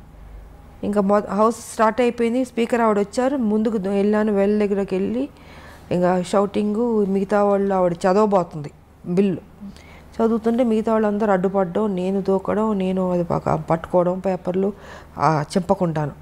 ఈయన చూస్తే ఈయన లేడు, అంటే ఆ ఘట్టంలో కూడా ఈయన లేడు. తెలంగాణ రావాలని ఇంట్రెస్ట్ లేదు ఆయనకి. ఉంటే ఆ ఒక్క ఎప్పుడు బిల్లు పాస్ అవుద్దని కొన్ని కోట్ల మంది ఎదురు చూస్తాం. ప్రపంచం మొత్తం తెలంగాణ వాళ్ళు అక్కడక్కడ ఉంటుంటారు కదమ్మా. సో అన్ని చోట్ల నేను తెలంగాణ వాళ్ళు ఎప్పుడు జరుగుతుందా, ఎప్పుడు బిల్లు పాస్ అవుద్దని ఉంటున్నారు. అలాంటి సమయంలో ఈయన అక్కడ కదా ఉండాలి, అక్కడ లేకుండాను బయటికి వెళ్ళిపోయాడు. సో ఆ లాస్ట్ మూమెంట్ వరకు కూడా నా డ్యూటీ నేను సిన్సియర్గా చేసి బిల్లు పాస్ అయింది. చాలా హ్యాపీ ఫీల్ అయ్యాను నేను. అవును మ్యామ్, ఆ టైంలో you are also one of the party. ఒక్కదాన్నే నేను ఉన్నది ఇద్దరు ఎంపీలు ఒక ఆయన లేడు, వచ్చాడు వెళ్ళిపోయాడు. సో చివరి వరకు బిల్లు పాస్ అయ్యే వరకు నేను ఉన్నాను. ఆ రోజు బిల్లు పాస్ అయింది, నేను అనుకున్నది సాధించాను. అంటే ఇంత ట్రావెలింగ్ పట్టింది నాకు. బీజేపీ నుంచి, నా తల్లి తెలంగాణ నుంచి, టీఆర్ఎస్ దగ్గర నుంచి, కాంగ్రెస్ దగ్గర ఇంత ట్రావెలింగ్. ఈ ట్రావెలింగ్లో ఎక్కడ నా స్వార్థం చూసుకోలేదు. విజయశాంతి ఒక పెద్ద స్టారు, తెలంగాణ కోసం కొట్లాడుతుంది. ఆవిడ అడిగితే ఏదో ఇవ్వడానికి అన్ని పార్టీలు రెడీ. ఆయన మిగతా పార్టీలు అందరూ నాకు ఏం కావాలో తీసుకోండి, మా పార్టీలోకి రండి అన్నీ అడిగారు. కానీ ఎప్పుడూ పదవులకి కానీ దేనికి నేను లొంగలే. నేను దేనికి వచ్చాను? తెలంగాణ కోసం. అది నాకు ముఖ్యం. మీరు నాకు డబ్బులు ఆశ చూపించినా, పదవులు ఆశ చూపించినా, సీఎం పదవులు చూపించినా నాకు వద్దండి, నాకు తెలంగాణ ఇవ్వండి అని ప్రతి నిమిషం నేను టెన్షన్ పడ్డాను నేను. సో ఇలా జరిగింది నా కెరియర్, పొలిటికల్ కెరియర్ ఇలా ఇంత స్ట్రగుల్తో కూడి. బట్ ఫైనల్గా నేను అనుకున్నది అచీవ్ చేశాను. అది నాకు ఎప్పుడైతే మీ తాతగారు అప్పటి రోజుల నుంచి ప్రాణం చేతపట్టుకుని మీరు అక్కడికి వెళ్ళారు, మళ్ళీ ఇన్నాళ్ల తర్వాత మీ కళ నెరవేరింది అనుకోవచ్చు. అదే రాసి ఉంటుంది, ప్రతి బియ్యం మీద పేరు రాసినట్టు నాకు రాసింది తెలంగాణ నువ్వు కొట్లాడాలి, పార్లమెంట్లో నీ చేతుల మీదుగా రావాలి అన్నది రాసినట్టుంది. అది జరిగింది. మరి ఇంతకుముందు ఇంతమంది ఎంపీలు గెలిచారు, ఎప్పుడు రాలేదు. ఫైనల్ ఇద్దరిలో ఒకళ్ళు. నా డ్యూటీ నేను సక్రమంగా చేశాను సార్. విమర్శించే వాళ్ళు విమర్శిస్తారు, విమర్శించేటట్టు చేస్తారు కేసీఆర్. దీన్ని నేను పెద్ద పట్టించుకోవాల్సిన అవసరం లేదు.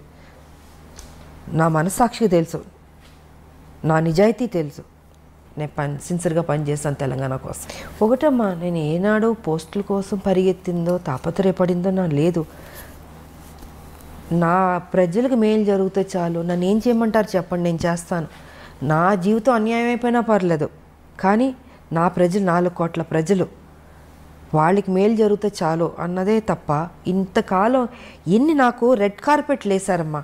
మీకు ఏం కావాలో చెప్పండి, మీరు మా పార్టీలో రండి, ఇది ఇస్తా అది ఇస్తా. నమస్కారం కూడా పెట్టాను. నా తెలంగాణ ఇవ్వండి చాలు, ఇంకా అంతకంటే మిమ్మల్ని నేనేం కోరుకోను. నేను నాకు పెద్ద ఆశ లేదమ్మా. డబ్బు అన్నీ చూశాను కదా, ఇంకేముంటుంది. మీరు చెప్పినట్టు నాకేమీ లేదు. నా పిల్లలు కూడా వద్దు అనుకున్నా, అన్నీ వద్దు. తెలంగాణ వస్తే చాలు, 4 కోట్ల మంది బతుకుతాయి చాలు. సో అలా ఉండింది. అండ్ ఇప్పుడు పార్టీ ఏ బాధ్యత ఇచ్చినా అది నా బాధ్యతగా అనుకుంటాను, నా డ్యూటీగా చేస్తాను నేను. అయ్యో అది పెద్ద పోస్టు, ఇది పోస్టు, నాకేమీ లేదు. ఎంత పెద్దది, ఎందుకంటే ఇంకా పెద్దది హిమాలయ అంత పెద్దది ఇచ్చినా కూడా ఇదే విజయశాంతి, అదే బాధ్యత, అదే సేవ ప్రజలకి. ఎందుకు పిల్లలు లేరు, ఇంక దేనికి నేనేం చేసుకోవాలి? నేను మా హస్బెండ్ ఇద్దరమే తెలంగాణ కోసం అన్నీ పక్కన పెట్టేశాను. సో ప్రజలకు బాగా జరిగింది అనుకో. నా బాధ ఇవాళ ఏంటంటే, ఇంత కష్టపడి తెలంగాణ సాధించాం, 1200 మంది చనిపోయారు, వాళ్ళ ఆత్మ శాంతించాలంటే అసలు సిసలైన తెలంగాణ రావాలి అనుకుంటే ఆ తెలంగాణ రాలే. దోపిడీ తెలంగాణ జరుగుతుంది. ఇది నాకు బాధగా ఉంది. దీని మీద నేను ఫైట్ చేస్తున్నాను. నేను కేసీఆర్ గారు కూడా ఒక్కసారి మేము గుండె మీద చేపెట్టుకుని ఆలోచించండి, మీరు చేస్తుంది రైటా రాంగా అని. మీకు వయసు అయిపోయింది, ఇంకెంతకాలం బతుకుంటారు? కనీసం మీరు వెళ్ళే లోపల మంచి చేసి వెళ్ళాలన్న ఆలోచన మీకు తట్టట్లేదు కేసీఆర్ గారు. మనం ఎన్ని మాటలు మాట్లాడుకున్నాం తెలంగాణ, ఎన్ని విషయాలు మనం డిస్కస్ చేస్తాం తెలంగాణ. ఇవాళ ఏమైపోయింది? మీకు ఎలా మనసు వస్తుంది ఆ అమాయక ప్రజల్ని మోసం చేయాలని? మీకు దేవుని భక్తి ఉంటుంది. ఒకసారి ఆలోచించండి. ఇంత అబద్ధం, ఇంత మోసం అండి. ఇంత డబ్బు తిన్నారు కదా, ఏం చేసుకుంటాడు ఆయన చెప్పండి? 1,00,000 కోట్ల పైన మీరు తీసుకున్నారు, తెలుసు అందరికీ. ఏం చేసుకుంటారు? ఆల్మోస్ట్ మీరు 70కి వెళ్ళబోతున్నట్టున్నారు. ఏం తినడానికి ఉండదమ్మా, తినేది ఎంతో తింటాం. కానీ మీరు కొంచెం మారండి. నేను అదే అంటున్నా, కేసీఆర్ గారు మీరు ఇప్పుడైనా మారండి. 2 సార్లు మీకు ప్రజలు అవకాశం ఇచ్చారు. ఆ ప్రజలు వాళ్ళ మొహాలు చూడండి. వాళ్ళని చూస్తే మీకు మోసం చేయబుద్ధి అవుతుందా? మీకు తప్పనిపించట్లేదు మీకు నిజంగా? కనీసం ఎప్పుడైనా మారి మంచి చేసన్నా ఈ భూమిని విడిచేది వెళ్ళండి. మీకు వెళ్ళాల్సిన టైంలో మీరు ఉండండి, 100 ఏళ్ళు బతకండి కాదట్లే, కానీ తప్పు చేసి వెళ్ళొద్దు, మంచి చేసి వెళ్ళండి. ఉద్యమంతో చేసాం మనం, ఆ చిన్న తప్పు కూడా వద్దు, ఆ రిమార్క్ కూడా వద్దు అన్నది నేను ఆయనకి చెప్తున్నా. నేను ఆయన తీసుకుంటాడని నేను అనుకోవట్లేదు, బట్ నా డ్యూటీ నేను చెప్తున్నాను. ఇప్పుడు ప్లస్ తెలంగాణ గవర్నమెంట్కి మీరు ఎన్ని మార్కులు ఇస్తారు? నేను ఇవ్వను. నేను అదే చెప్తున్నాను. ఇప్పుడు ఇంతసేపు చెప్పింది ఆయన మంచి చేస్తుంటే మీరు మంచి చేశారు, నేను మెచ్చుకుంటాను. ఇప్పుడు మిగతా నేను బీజేపీలో ఉన్నాను అని కాదమ్మా. ఆయన కేసీఆర్, నేను విజయశాంతి, మనం పని చేసాం, ఉద్యమంలో కొట్లాడాం. కానీ ఇవాళ మీరు ఒక ముఖ్యమంత్రి అయ్యారు. ముఖ్యమంత్రి అయిన వెంటనే నేను ఒక్కరోజు కూడా మిమ్మల్ని నేను విమర్శించలే, తిట్టలే. 3 ఏళ్ళు మీకు టైం ఇచ్చాను నేను. సరే, కొత్త పార్టీ, కొత్తగా వచ్చారు, బాగా చేస్తారు, ఒక నమ్మకం. ఉద్యమాన్ని నుంచి వచ్చిన మనిషి కాబట్టి ఆయనకు ఆ బాధ్యత తెలుసు. ఎక్కడ ఏ ప్రాబ్లం ఉంది, ప్రజలకు ఏ కష్టాలు ఉన్నాయి, ఎక్కడ ఏ ప్రాబ్లం తీర్చాలని తెలుసు కాబట్టి చేస్తాడు అనుకున్నా. కానీ చేయలే. ముఖ్యమంత్రి కుర్చీలో కూర్చోగానే ఆయన ఆలోచనలు మారిపోయినాయి, మనిషి మారిపోయాడు. ఉద్యమం ఉన్న కేసీఆర్ గారు వేరు, ఇప్పుడున్న కేసీఆర్ వేరు. అహం పెరిగిపోయింది. ఎవరిని ఒకళ్ళు విమర్శిస్తే దాన్ని అంటే అది మనసుకు తీసుకుంటున్నాడు ఆయన. అంటే ఒక వెంజెన్స్ లాగా వాళ్ళ మీద కేసులు పెట్టడం, సంబంధం లేని కేసులు, పాపం ఎంతోమందిని వేధించడం. అది చిన్నవాళ్ళ పెద్దవాళ్ళు ఎవరైనా సరే ఏ రకంగా వెళ్ళిపోతున్నాడు అంటే, ఏజ్ అయ్యే కొద్దీ మనం గతంలో చేసిన తప్పుల్ని మన తప్పును దిద్దుకుని మనం మారడానికి ట్రై చేస్తాం. కానీ ఈయన మారతలే, ఏజ్ అయ్యే కొద్దీ ఇంకా అగ్రెసివ్గా, నెగిటివ్గా, హార్ష్గా, క్రిమినల్గా ఈ రకంగా తయారవుతుంటే మరి నాకు ఈయనకి ఎక్కడి నుంచి వస్తుంది ఈ ఆలోచన నాకు అర్థం కావట్లే. ఫామ్ హౌస్లో కూర్చున్నది ఏ రకంగా మనం మోసం చేస్తూ వెళ్దాం అన్నది ఆలోచిస్తున్నాడు తప్ప ఇది మంచి చేద్దాం అన్నది లేదు. ఒక ముఖ్యమంత్రి అంటే పబ్లిక్లో ఉండాలి, ప్రజల్లో తిరగాలి. సో ఈయనైతే ప్రజల్లో తిరగట్లేదు, ఎంతసేపు ఫామ్ హౌస్లో కూర్చుని ఆలోచిస్తూ ఉన్నాడు. ఏ ఆలోచన అంటే మంచి ఆలోచన కాదు, చెడ్డ ఆలోచనలు. ఈ ఎన్నికలకి ఇలా మోసం చేద్దాం, ఆ ఎన్నికలకి ఇలా మోసం చేద్దాం ప్రజల్ని. నువ్వు ఎవరిని మోసం చేస్తున్నావు? ప్రజలు. ఆ ప్రజల్ని నువ్వు 2 సార్లు గెలిపించారు, అది తప్పనిపించట్లేదా అంటాను నేను. సో నేనైతే మార్కులు ఇవ్వను ఆయనకి. ఆయన డెఫినెట్గా మంచి చేస్తుంటే ఇచ్చుండేదాన్ని. మా పార్టీ ఏమనుకున్నా అనుకొని నేను ఆటోతో వెళ్ళి నేను పొగిడేదాన్ని. బట్ వచ్చే ఎలక్షన్స్కైనా హైదరాబాద్లో లేదా తెలంగాణ జిల్లాల్లో లేదా మన తెలుగు రాష్ట్రాల్లో బీజేపీ వచ్చే అవకాశం ఉందంటారా మీ ఉద్దేశ ప్రకారం? We are trying and all best. నేను ఒకటే చెప్తున్నాను పబ్లిక్ కూడా, ఇంకా మీరు కన్ఫ్యూజ్ కాకండి. ఒకటే ఒక పార్టీ బీజేపీ పార్టీ ఉంది. ఎందుకంటే టీఆర్ఎస్ గతంలో కాంగ్రెస్ చూశారు, టీడీపీ చూశారు, అందరం చూస్తారు. కాంగ్రెస్ ఆల్మోస్ట్ ఏంటంటే టీఆర్ఎస్తో విలీనం అన్నట్టే చెప్పచ్చు. ఎందుకంటే అన్ని ఎమ్మెల్యేలు తీసుకున్న తర్వాత ప్రతిపక్ష హోదా కూడా పోయింది కాంగ్రెస్కి. ఇవాళ కేసీఆర్ గారు ఏం చెప్తుంటే కాంగ్రెస్ అదే చేస్తుంది. సో నేను బయటకు రావడానికి కూడా ఇదే కారణం. అంటే ఎంత కష్టపడినా వీళ్ళు లాస్ట్కి అమ్ముకుంటారు.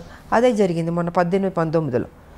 ఇంకా వీళ్ళు కరెక్ట్ కాదు, వీళ్ళు కొట్టాడేవాళ్ళు కాదు, వీళ్ళు డబ్బులకు అమ్ముడుపోయేవాళ్ళు, ప్యాకేజీలు తీసుకునేవాళ్ళని కొంతమంది చేస్తున్న తప్పుకి ఆ పార్టీ మొత్తానికే అందరికి మీద పడుతుంది. సో ఆ కొంతమంది సరిలేదు ఆ పార్టీలో, దానివల్ల కాంగ్రెస్ మర్యాద పోయింది. సో ఇవాళ నేనేమంటానంటే పబ్లిక్కి 4 లక్షల కోట్లు అప్పులు అయిపోయినాయి, తెలంగాణ డెవలప్మెంట్ లేదు. కేసీఆర్ ఎంతసేపు డబ్బుతో ఓటుతో కొనొచ్చు అని ఆ ప్యాటర్న్లో వెళ్తున్నాడు. ఆయన ఏం చేయడు. ఇంకా మీకు ఉన్నది ఒక బీజేపీ. సో దీన్ని సెటరేట్ చేయాలన్నా, డెవలప్ ఎంతైనా కొంత బెటర్ అవ్వాలన్నా, ఒక డిసిప్లిన్, ఒక అడ్మినిస్ట్రేషన్ బాగుండాలన్నా ఒక బీజేపీ వల్లే సాధ్యం. ఈసారన్నా ప్రజల్లో ఆలోచించి బీజేపీకి ఓటేసుకోండి. ఇంకా లేదు, ఆల్టర్నేట్ లేదు. ఇంక మీకు ఒకటి బీజేపీ కనపడుతుంది. ఇంకా ఇప్పుడు మీరే ఆలోచించుకోండి, ప్రజలకు వదిలిపెడతా. కాంగ్రెస్ ఏం చేస్తుందో అన్ని తప్పులు మీరు చూస్తున్నారు, టీఆర్ఎస్ ఏం చేస్తుందో మొత్తం కరప్షన్ చూస్తున్నారు. ఉన్న దాంట్లో ఎవరు బెటర్గా ఉన్నారంటే బీజేపీ. అది ఒక జాతీయ పార్టీ, కరప్షనే ఉండదు. మీకు అందాల్సింది డెఫినెట్గా పబ్లిక్ అందుతుంది. ఇక్కడ ఎవరు తినేవాళ్ళు ఉండరు పార్టీలో, ప్రజలకే ఖర్చు పెట్టేవాళ్ళే ఉంటారు. ఏ స్కీమ్స్ తీసుకొచ్చినా మోడీ గారు పబ్లిక్లోకి వెళ్ళిందా అని చూసుకుంటాం. కానీ కేసీఆర్ ఏం చేస్తున్నారు, పబ్లిక్ దగ్గర నుంచి గుంజుతున్నాడు ఈయన. సో వ్యత్యాసం నేను చెప్తున్నాను టీఆర్ఎస్కి అండ్ బీజేపీకి. ఇవాళ అన్నీ మ్యాక్సిమం కేంద్రం నుంచి వస్తుంది తెలంగాణకి. కానీ కేసీఆర్ ఏం చేస్తున్నాడు, నేనే ఇచ్చుకుంటున్నాను ఆయన చెప్పుకుంటున్నాడు, బీజేపీ గురించి చెప్పట్లే. సో ఇప్పుడు న్యాయం జరగాలంటే బీజేపీ రావాల్సిందే అన్నది నేను చెప్పదలుచుకుంది. చాలా స్పష్టంగా చెప్తున్నాను. ఓటుకి 2000 ఇచ్చి ఓట్లు వేసుకున్న తర్వాత ఎవరు నష్టపోతున్నారు? మీరే నష్టపోతున్నారు, పబ్లిక్. నా ఆలోచన ఎప్పుడు మీ మీద ఉంటుంది. మీరు ఎప్పుడు బాగుండాలని కోరుకుంటున్నాను నేను. కొట్లాడి తెలంగాణ మీకోసం కదా. మీకు అన్యాయం జరుగుతున్నప్పుడు చెప్పాల్సిన బాధ్యత నాకుంది. నేను అందుకే చెప్తున్నాను ఇవాళ. దీంట్లో ఎవరి స్వార్థం లేదు. చూడండి, ఒక ఛాన్స్ ఇవ్వండి, బీజేపీకి ఇచ్చి చూడండి. బాగోపోతే అప్పుడు మీ ఇష్టం, ఓకే, మా కర్మ అనుకోండి, లేకపోతే వీళ్ళ కర్మ అనుకోండి, లేకపోతే మా కర్మ అనండి, ఏదైనా అనండి, మేము పడతాం. బట్ ఒక ఛాన్స్ ఇవ్వండి, అది మారుతుంది అన్నది నేను మనస్ఫూర్తిగా చెప్తున్నాను ప్రజలకి. వచ్చే ఎలక్షన్స్లో బీజేపీ నుంచి మీరు యాక్టివ్ రాజకీయాల్లోకి కనిపిస్తారని ఎక్స్పెక్ట్ చేయొచ్చు అంటారు? ఆల్రెడీ పని చేస్తున్నాను కదా నేను, నేను యాక్టివ్గానే ఉన్నాను. పార్టీ ఏ ప్రోగ్రామ్ అన్నా నేను వెళ్తున్నాం. నేను ఎప్పుడూ రెడీయే. నేను పని చేసేది నేను 24 hours నాకు అలవాటే కదా. ఉద్యమాలు చేసిన వచ్చిన మనిషికి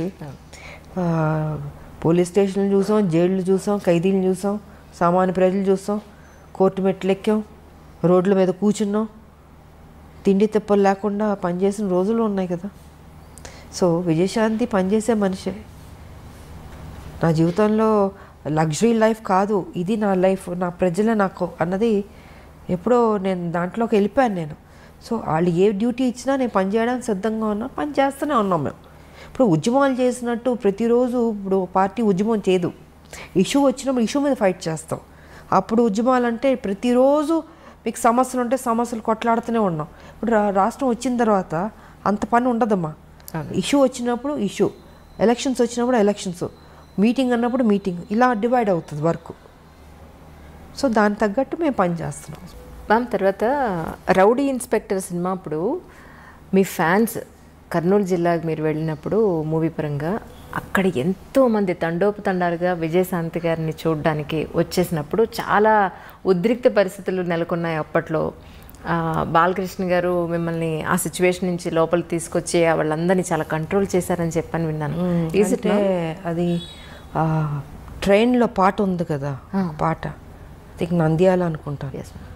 అది చేస్తుంటే క్రౌడ్ విపరీతంగా వచ్చేసి అసలు ట్రైన్ ఆపేశారు.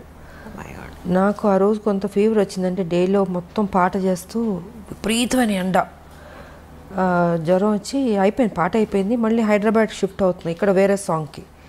సరే చేస్తుంటే పడుకుంటే ఒకటే అరుపులు, జనాలు భయంకరం, అసలు మామూలు కాదు. ఆపి ట్రైన్ ఆపి విజయశాంతి బయటికి రావాలి, గొడవ చేశారు. ఇంకా అప్పుడు బాలకృష్ణ తను వెళ్ళి ట్రై చేసి చెప్తున్నాడు, అయినా కూడా లేదు, రావాలంటే నిద్రపోతున్నాను నేను. సో నేను, తారా మాస్టర్ గారు మేమందరం అప్పుడు ఇంకా బయటికి తీసుకొచ్చారు. బాగా వీక్గా ఉన్నాను, నీరసంగా ఉంది, ఎండ దెబ్బకి జ్వరం వచ్చి సరే వచ్చి నుంచున్నాను. అంత అరుపులు కేకలు. ఐ థింక్ 1.5 hour ట్రైన్ అయిపోయింది, కదలనప్పులే. మొత్తం పట్టాల మీదకి వచ్చేసి జనాలు అడ్డంగా అసలు ఇసుకేస్తారు వాళ్ళంత జనాలు వచ్చారు. తర్వాత వాళ్ళు హ్యాపీ ఫీల్ అయ్యి అప్పుడు బయలుదేరి గిద్దాలు పగలగొట్టి అబ్బో బీభత్సం అలా జరిగింది. అప్పుడు రీసెంట్గా చిరంజీవి గారు ఆయనతో పాటు కలిసి వర్క్ చేసిన హీరోయిన్స్ అందరినీ ఇన్వైట్ చేశారు. మేమందరం అనుకున్నాం మీరు ఖచ్చితంగా ఉంటారు అందులో అని, కానీ మీరు అందులో నన్ను ఎప్పుడు ఇన్వైట్ చేసింది లేదు. ఒకటి చేసినా నేను వెదర్లను నేను, ఎందుకంటే నాకు అలాంటి ఆ పార్టీ ప్రోగ్రామ్స్ అని నాకు పెద్ద నచ్చదు. నేను ఫస్ట్ నుంచి షూటింగు నా ఇల్లు సినిమాలు చేసేటప్పుడు. సో పాలిటిక్స్ అంటారా, పాలిటిక్స్ అంటే ఉద్యమాలు నా ఇల్లు. నా ఫంక్షన్కే నేను వెళ్ళడం. నా 100 days ఫంక్షన్ కంటే తప్పదంటే వెళ్తాను. వెళ్ళి ఒక 1/2 hourలో ఉండి వచ్చేస్తాను ఆ షీల్డ్ తీసుకుని. ఎందుకో నాకు చిన్నప్పటి నుంచి ఈ పార్టీస్ కానీ నాకు నచ్చదు. సో వాళ్ళు ఎప్పుడు నన్ను ఇన్వైట్ చేసింది లేదు. ఒకవేళ ఇన్వైట్ చేసినా నేను వెళ్ళను, నేను అవాయిడ్ చేసి ఉండేదాన్ని. నేను తెలుగులో మిమ్మల్ని మొట్టమొదటిసారిగా ఇంట్రడ్యూస్ చేసింది విజయ నిర్మల గారు అని అనుకోవచ్చా అండి? కానీ విజయ నిర్మల గారు అప్పుడు కాలం చేసినప్పుడు కూడా మీరు చాలా వచ్చి నరేష్ గారు వాళ్ళ ఇంటికి వచ్చి చేసినప్పుడు జరిగింది. సో ఆవిడతో మీకున్న ప్రత్యేక అనుబంధం? కొంతమంది మన జీవితంలో మర్చిపోలేమమ్మా వాళ్ళు తీసుకున్న కేరు. ఒక తల్లిగా ఆవిడ నన్ను చిన్నపిల్లని కృష్ణ గారి పక్కన చాలా యంగ్, ఐ థింక్ 79లోనే వచ్చాను, 80s అనుకుంటా సినిమా ఫస్ట్ తమిళ్ 80sలో. ఇంత చిన్నపిల్ల కృష్ణ గారు అనేవారు, విజయ మరీ చిన్నపిల్లగా ఉంది, నా పక్కన యాక్ట్ చేస్తుంది, ఎలాగ బాగుంది, నా కూతురులా ఉంది అనేవారు. మీరు ఊరుకోండి నేను చూసుకుంటాను, కానీ అంత కేర్ తీసుకునేవాడు నిజంగా. అలాగా నాకు దాని మీద నమ్మకం ఉంది, తను పెద్ద స్టార్ అవుతుందని. ఆవిడ కూడా అంత కేర్ తీసుకుందమ్మా. అందుకే ఆవిడ పోయినప్పుడు కూడా నాకు బాధ వేసింది. కొంతమంది మనం మర్చిపోలేం. ఆవిడ కానీ, అంకుల్ దాసరి గారు కానీ, టి కృష్ణ గారు కానీ. నా జీవితంలో నా లైఫ్ మారింది వాళ్ళ వల్ల. ఎలా మర్చిపోతాం చెప్పండి. సో నా ఫస్ట్ ఫిలిం భారతిరాజా గారు, ఇలాగా కొన్ని మర్చిపోలేం. ఇంక మిగతా డైరెక్టర్స్ అంటారు, ఎస్ అఫ్ కోర్స్ నాకు మంచి సినిమా పాత్రలు ఇచ్చారు. విశ్వనాథ్ గారు, జంధ్యాల గారు, మోహన్ గాంధీ గారు, కోడిరామ్ కృష్ణ గారు. సో ఇలాంటి హీరోయిన్ సబ్జెక్ట్స్ చేసిన వాళ్ళు డైరెక్టర్లు, వాళ్ళని కూడా నేను మర్చిపోలేను. ఆ గౌరవం ఎప్పుడు ఉంటుంది నాకు వాళ్ళ మీద. కానీ రాజకీయాల్లోకి వచ్చిన తర్వాత, ఇన్నాళ్ళ రాజకీయ జీవితం చూసిన తర్వాత ఇక్కడ మీరు నేర్చుకున్న లెసన్ అంటే ఏం చెప్తారు? రాజకీయం అంటే పాలిటిక్సే ఉంటుంది. పాలిటిక్సే ఉంటుంది కదమ్మా. ఆ ట్రిక్స్లో మనం వెళ్తూ ఉండాలి, ఎత్తులకు పై ఎత్తులు వేస్తూ ఉండాలి. విజయశాంతి గారితో అవుతుందా అంత రాజకీయ ట్రిక్స్ అలా? 25 ఏళ్ళు అయిపోతుంది కదా. అవుతుందా అంటే మరి తెలంగాణ తీసుకురాలేదా, కొట్లాడలేదా? ఏ టైంకి ఏ రకంగా మనం ఇవ్వాలో ఆ దేవుడే నిర్ణయిస్తాడు.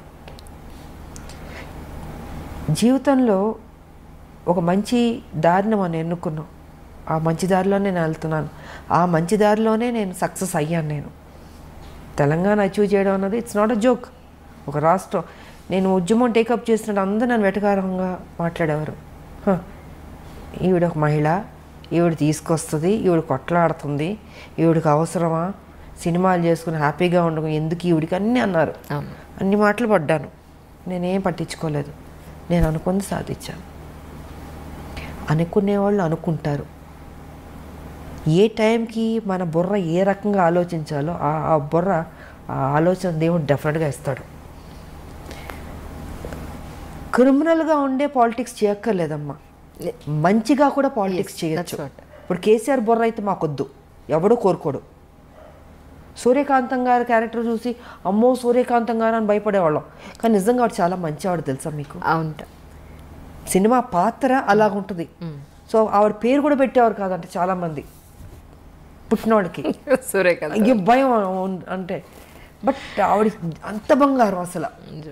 నేను నాతో పనిచేశారు ఆవిడ, మంచి వండర్ఫుల్. ఆవిడ కానీ నిర్మలమ్మ గారు కానీ ఎంత మంచివాళ్ళు వాళ్ళు. సో కొంత మన సినిమా పాత్రలు చూసి భయపడతాం, కానీ కేసీఆర్ ప్రత్యక్షంగా చూసి భయపడుతున్నాం. అంటే అంత భయంకరమైన క్యారెక్టర్ కాబట్టి ఆయనలా వద్దమ్మ, ఇలాంటి పాలిటిక్స్ చేయక్కర్లేదు. చక్కగా పాలిటిక్స్ చేయొచ్చు, మనం అనుకున్నది ఇంకా బెటర్గా చేయొచ్చు, ప్రజలకు ఉపయోగపడేటట్టు చేయొచ్చు. అదే మ్యామ్ నా ఉద్దేశం కూడా అంటే 100% చేయొచ్చు. నేను ఎంతకాలం మరి మంచిగా అనుకునేది చేశాను, ఫ్యూచర్లో కూడా అదే మంచిగా చేస్తాను నేను. తెలంగాణకు సంబంధించి ఇన్ కేస్ కమింగ్ ఫ్యూచర్లో మీరు కూడా వన్ ఆఫ్ ది అధికార పార్టీ బీజేపీ కనుక అధికారంలోకి వస్తే మీ ఉద్దేశ ప్రకారం తెలంగాణకి ఏమేం చేస్తే బాగుంటుందని మీరు అనుకుంటున్నారు? నా Telangana, I love Telangana, develop అవ్వాలి. చాలా ఉన్నాయి సమస్యలు, ఇంతకుముందు తక్కువ ఉంది, ఇప్పుడు ఎక్కువ ఉంది. ఇప్పుడు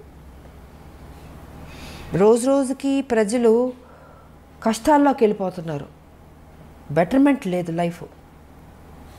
సో దీన్ని బెటర్మెంట్ చేయాలంటే ఒక నేషనల్ పార్టీ వల్లే అవుతుంది. అది వాళ్ళ బీజేపీకి సాధ్యం అవుతుంది. మోడీ గారు ఇంకా మంచి మంచి పనులు చేస్తున్నారు కాబట్టి. సో మేమందరం డెఫినెట్గా వెళ్ళి మోడీ గారితో చెప్తాం, మాకు ఇది కావాలని మేము అడిగి తీసుకుంటాం. మేము మా తెలంగాణకి ఇస్తారు ఆయన.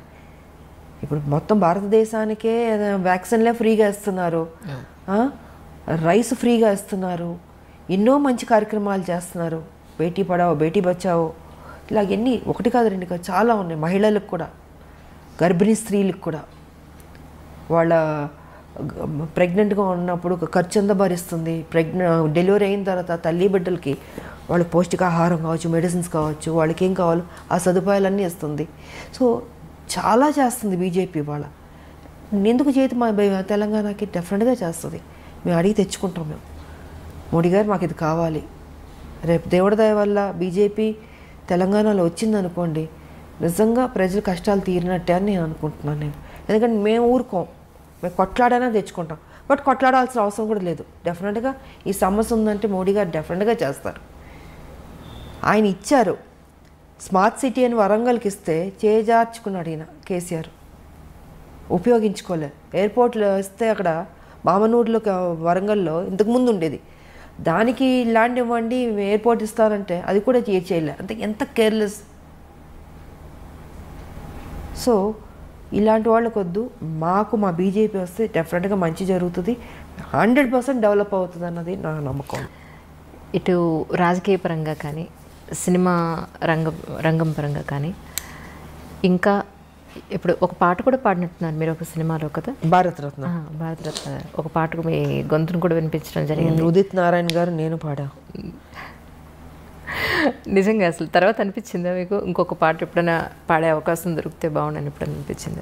ఎందుకో ఆ రోజు కోటరామకృష్ణ గారు అమ్మ ఇది పాడితే బాగుంటుందని చెప్తే ఇంకా ఆలోచన నాకు ఎప్పుడు లేదు. ఇంకా ఆయన అడిగారు కాబట్టి ఆయన దగ్గరుండి తీసుకెళ్ళి పాడిచ్చారు. బాగానే పాడారు, చాలా బాగా మంచి హిట్ అయింది మ్యామ్ అది సాంగ్. బాగానే పాడినట్టు. సంగీతం నేర్చుకున్నారా మ్యామ్? చిన్నప్పుడు కొంచెం నేర్చుకున్నాను. అవునా? కొంచెం నేర్చుకున్నాను. నాకు ఇష్టం పాటలు పాడడం, నాకు ఇష్టం. బట్ ఆ రోజు పాడాను నేను. మీకోసం మీరు ఒకరు ఉన్నప్పుడు మీ పాట మీరు ఎప్పుడైనా విన్నారా? అంటే మిమ్మల్ని మీరు రిలాక్స్ చేసుకోవడం కోసం. పాటలు అంటే నాకు ఇళయరాజా గారి సాంగ్స్ ఇష్టం కాబట్టి అప్పుడప్పుడు నేను వింటుంటాను. నేను అవునా? ప్రశాంతంగా మెలోడీ సాంగ్స్ అన్ని బాగుంటాయి, ఇష్టం వింటుంటాను. ఇది పాడమంటారా? ఇప్పుడు వద్దు. ఇది ఇంటర్వ్యూ. సరదాగా పాడుకునే రోజులన్నీ పోయినాయి. ఇప్పుడు అంతా కొట్లాడే రోజుల దగ్గర ఉంది ఇప్పుడు. ఎందుకంటే టీఆర్ఎస్ మీద కొట్లాడాలి. ఈ రాష్ట్రంలో తెలంగాణలో బీజేపీని తీసుకురావాలి. సో మా మైండ్ అంతా వాటి మీద ఉంటుంది. యాక్ట్ చేయడం, పాటలు పాడడం, ఇవన్నీ ఆ రోజులు అయిపోయినాయి. పూర్తిగా గంభీరంలోకి దిగిపోయారు. ఇక పెద్దవాళ్ళం అవుతున్నప్పుడు ఇంకా చిన్నపిల్లలం కాదు కదా. సో బాధ్యత ఉంది, పెద్ద బాధ్యత. బీజేపీ అందరూ పనిచేయాలి బీజేపీలో. సో అండ్ తెలంగాణ ఎలా తీసుకొచ్చామో, ఎంత కష్టపడ్డామో, అందరూ ఎంత సాక్రిఫైస్ చేస్తారో. ఇవాళ తెలంగాణలో బీజేపీ తేడానికి అందరూ కష్టపడాలి. ఇది సో మా సంజయ్ గారు కానీ, నేను కానీ, ఇప్పుడు ఈటల రాజేందర్ గారు, అరవింద్ గారు, ఇలాగ అందరూ ఉన్నారు. మ్యాక్సిమం బాగా కొట్లాడే వాళ్ళు ఉన్నాం. మేము యుద్ధం చేయడానికి సిద్ధంగా ఉన్నాం. ఇప్పుడే కేసీఆర్ గారు కూడా అన్నారు కదా, బీజేపీ మీద యుద్ధానికి రెడీ అన్నాడు కదా. సో మేము వెయిటింగ్లో ఉన్నాం. ఎప్పుడు వస్తాడా? కత్తులు కటారాలు కూడా తీసుకురాడు ఆయన. మేమే ఇద్దాం అనుకుంటున్నాం ఆయనకి. ఎందుకంటే ఆయన పాపం అంటాడు కానీ రాడు. ఆయన సంగతి నాకు బాగా తెలుసు కదా. సో వస్తారా రాలా, లేకపోతే ఆయనే గుంజుకొచ్చి వార్ ఫీల్డ్లో పెట్టి కత్తులు కటారాలు నేనే కొని ఇచ్చి చేస్తా అన్నారు కదా మా బీజేపీతో, రండి రెడీ అని చెప్దాం అనుకుంటున్నాను. పేపర్ కానీ, ఎలక్ట్రానిక్ మీడియా కానీ, ప్రింట్ మీడియా కానీ మీరు ఈ మధ్యకాలంలో ఒక నెల రోజులుగా చూస్తూ ఉంటారు. మా ఎలక్షన్స్కి సంబంధించి చాలా హంగామా నడుస్తుంది. సో మీరు ఇంతకాలం మాలో మెంబర్షిప్ తీసుకోకపోవడానికి కారణం తెలుసుకోవచ్చు? తీసుకోపోవడం కాదు, అంటే ఒక స్టేజ్లో ఒక ఇష్యూ మీద నాకు నచ్చలే, డిఫరెన్సెస్ వచ్చింది. ఎదుటి వాళ్ళు ఆ రోజు అధ్యక్షులు పోటీ చేయబోతున్న వాళ్ళు మాట్లాడిన పద్ధతితో నాకు ఎందుకో నచ్చలే. సో ఆ ఇష్యూ మీద డిఫరెన్సెస్ వచ్చి నాకు అక్కర్లేదని ఆ రోజు నుంచి నేను తీసుకోలేదు. నేను తీసుకోపోయినా చేశాను నేను సినిమాలు. దాసనారాయణరావు గారి తర్వాత ఫిల్మ్ ఇండస్ట్రీకి మళ్ళీ అంత సమర్థత గల వ్యక్తి ఎవరు లేరు అని చెప్పని అనుకుంటున్న తరుణంలో డెఫినెట్గా దాసరి గారు ఆయనది ఎవరు, ఆయన ఓపిక, ఆయన కొట్లాడడం, అందరినీ దగ్గర తీసుకుంటాడు ఆయన అంకుల్. ఆ లక్షణాలు మీలో ఉన్నాయేమో అని నేను అనుకుంటున్నాను. ఎందుకంటే నేను లాస్ట్ టైం మీ పుట్టినరోజు అప్పుడు కూడా నేను చూశాను ఎంతమంది మీకోసం, అమ్మాయిలు, అబ్బాయిలు, చిన్నపిల్లలు, వయోభేదం లేకుండా, పార్టీలతో సంబంధం లేకుండా ఎంతోమంది వాళ్ళ కష్టాలు మీతో చెప్పుకోవడానికి, మిమ్మల్ని ఒకసారి కలిసి కాస్త స్వాతంత్రం పొందడానికి ఎంతోమంది వచ్చారు, నేను చూశాను. సో మీరు కూడా ఒక మెంబర్ అయి ఉంటే ఏమో మీరు చేయగలిగేంత మీ వంతు మీరు చేస్తుండేవాళ్ళు. నాకు ఆల్రెడీ బాధ్యత పెద్దది ఉంది కదమ్మా. ఆల్రెడీ నాకు తెలంగాణలో మా బీజేపీ కొట్లాడుతుంది అంటే ఆ టీఆర్ఎస్ కరప్టెడ్ పార్టీని దించాలి, గద దించాలి. సో మాకు అది సరిపోద్దా? అది ఎందుకు ఉన్నారు కదా, పెద్దలు ఉన్నారు మాలో. వాళ్ళ ఐ థింక్ ఎలక్షన్స్ అయిపోయినాయి కాబట్టి ఉంటారు, ఎవరో ఒకళ్ళు డిసైడ్ చేసుకుని ఉంటే బెటర్. ఉండాలి ఒక పెద్ద దిక్కు అన్నది ఉండాలి, క్రమశిక్షణ ఉండాలి. ఫస్ట్ క్రమశిక్షణ పోయింది. ఆ క్రమశిక్షణ ఎందుకు పోయిందో నాకైతే అర్థం కావట్లేదు. బాగోదు, చూడడానికి కూడా బాగోదు కదా. సో అది ఎవరన్నా ఒకళ్ళు దాంట్లోనే అందరూ కూర్చుని డిసైడ్ చేసి ఒకళ్ళకి ఆ బాధ్యత ఇస్తే బెటర్ అన్నది నా అభిప్రాయం. ఇక్కడ కూడా లోకల్, నాన్ లోకల్ అనేది కొంత టాక్ వినపడుతుంది. దీని మీద మీ అభిప్రాయం ఏంటి? ఒకటమ్మా, ఇప్పుడు మన తెలుగు వాళ్ళం కాబట్టి తెలుగు వాళ్ళు ఎక్కువ మంది రావాలని కోరుకోవడంలో తప్పులేదు. ఇది ఎప్పటి నుంచో చాలామంది, అంటే ఇంకొకళ్ళు బయట నుంచి వచ్చేవారన్న వాళ్ళని అవమానించడం కాదు. ఏ ఒక్క రాష్ట్రం నుంచైనా వచ్చేవాళ్ళు వస్తుంటారు, చేసేవాళ్ళు పని చేస్తుంటారు. కానీ చాలా కాలం నుంచి తెలుగు ఆర్టిస్టులు అన్నది ఎక్కువ రావట్లేదు. హీరోయిన్స్ కూడా ఎక్కువ మంది లేరు. ఇప్పుడు మా టైంలో మేము ఉండేవాళ్ళం, బట్ బయట హీరోయిన్స్ కూడా వచ్చేవారు. బట్ ఎందుకో తెలీదు అది రావట్లేదు. సో మన తెలుగు వాళ్ళు ఎక్కువ మంది ఆర్టిస్టులు, హీరోయిన్లు కావచ్చు, హీరోలు కావచ్చు, మిగతా క్యారెక్టర్ ఆర్టిస్టులు కావచ్చు, తెలుగు సినిమాకి సంబంధించిన తెలుగు వాళ్ళు ఎక్కువ ఉంటే బాగుంటుంది అన్నది ఇది ఎప్పటి నుంచో జరుగుతుంది ఇది. బట్ ఏదైనా మనం పక్క రాష్ట్రాల నుంచి వచ్చిన వాళ్ళని మనం అవమానించడం కూడా తప్పది. మనం తెలుగు వాళ్ళం, మనం గౌరవించేవాళ్ళం, ఆప్యాయతగా దగ్గర తీసుకునేవాళ్ళం, మర్యాద ఇచ్చేవాళ్ళం. సో కుటుంబంలా చూసేవాళ్ళం మనం. కాబట్టి మనం ఇంకొకళ్ళని విమర్శన చేయడం కూడా తప్పు. ఇప్పుడు మనం ఉన్నాం, మేము వేరే లాంగ్వేజ్కి వెళ్ళి పని చేయట్లేదు, అప్పుడు వాళ్ళు కూడా అనుకోవచ్చు కదా మన గురించి. సో ఆలోచన కరెక్ట్ కాదు. అది ఎవరి టాలెంట్ వాళ్ళది. తెలుగు వాళ్ళు ఎక్కువ మంది ఉంటే ఈ ప్రాబ్లం ఉండేది కాదు. లేరు కదా, లేకపోబట్టి పక్క రాష్ట్రాల నుంచి వాళ్ళని వెళ్ళి తీసుకుంటున్నారు. ఎవరేం చేయగలుగుతారు? ఇప్పుడు ఎవరైనా ఎక్కువ మంది మేము నటిస్తామని ముందుకు వచ్చిన వాళ్ళు వద్దు అని ఎవరు అనలేదు కదా. ఆల్మోస్ట్ తగ్గిపోయింది. ఎందుకు మరి? కారణం భయమో లేకపోతే ఇంట్రెస్ట్ లేకపోవడం చాలామందికి, ఏమైనా కారణం కావచ్చు. బట్ మనం ఎవరిని ఇంకొకరిని హర్ట్ చేయొద్దు. మనం ఇట్స్ ఫిల్మ్ ఫీల్డ్ కాబట్టి ఏ ఆర్టిస్ట్లను ఎక్కడన్నా ఏ లాంగ్వేజ్లోగానే వెళ్ళి పని చేసుకోవచ్చు. సో అదే అనుకుంటాను.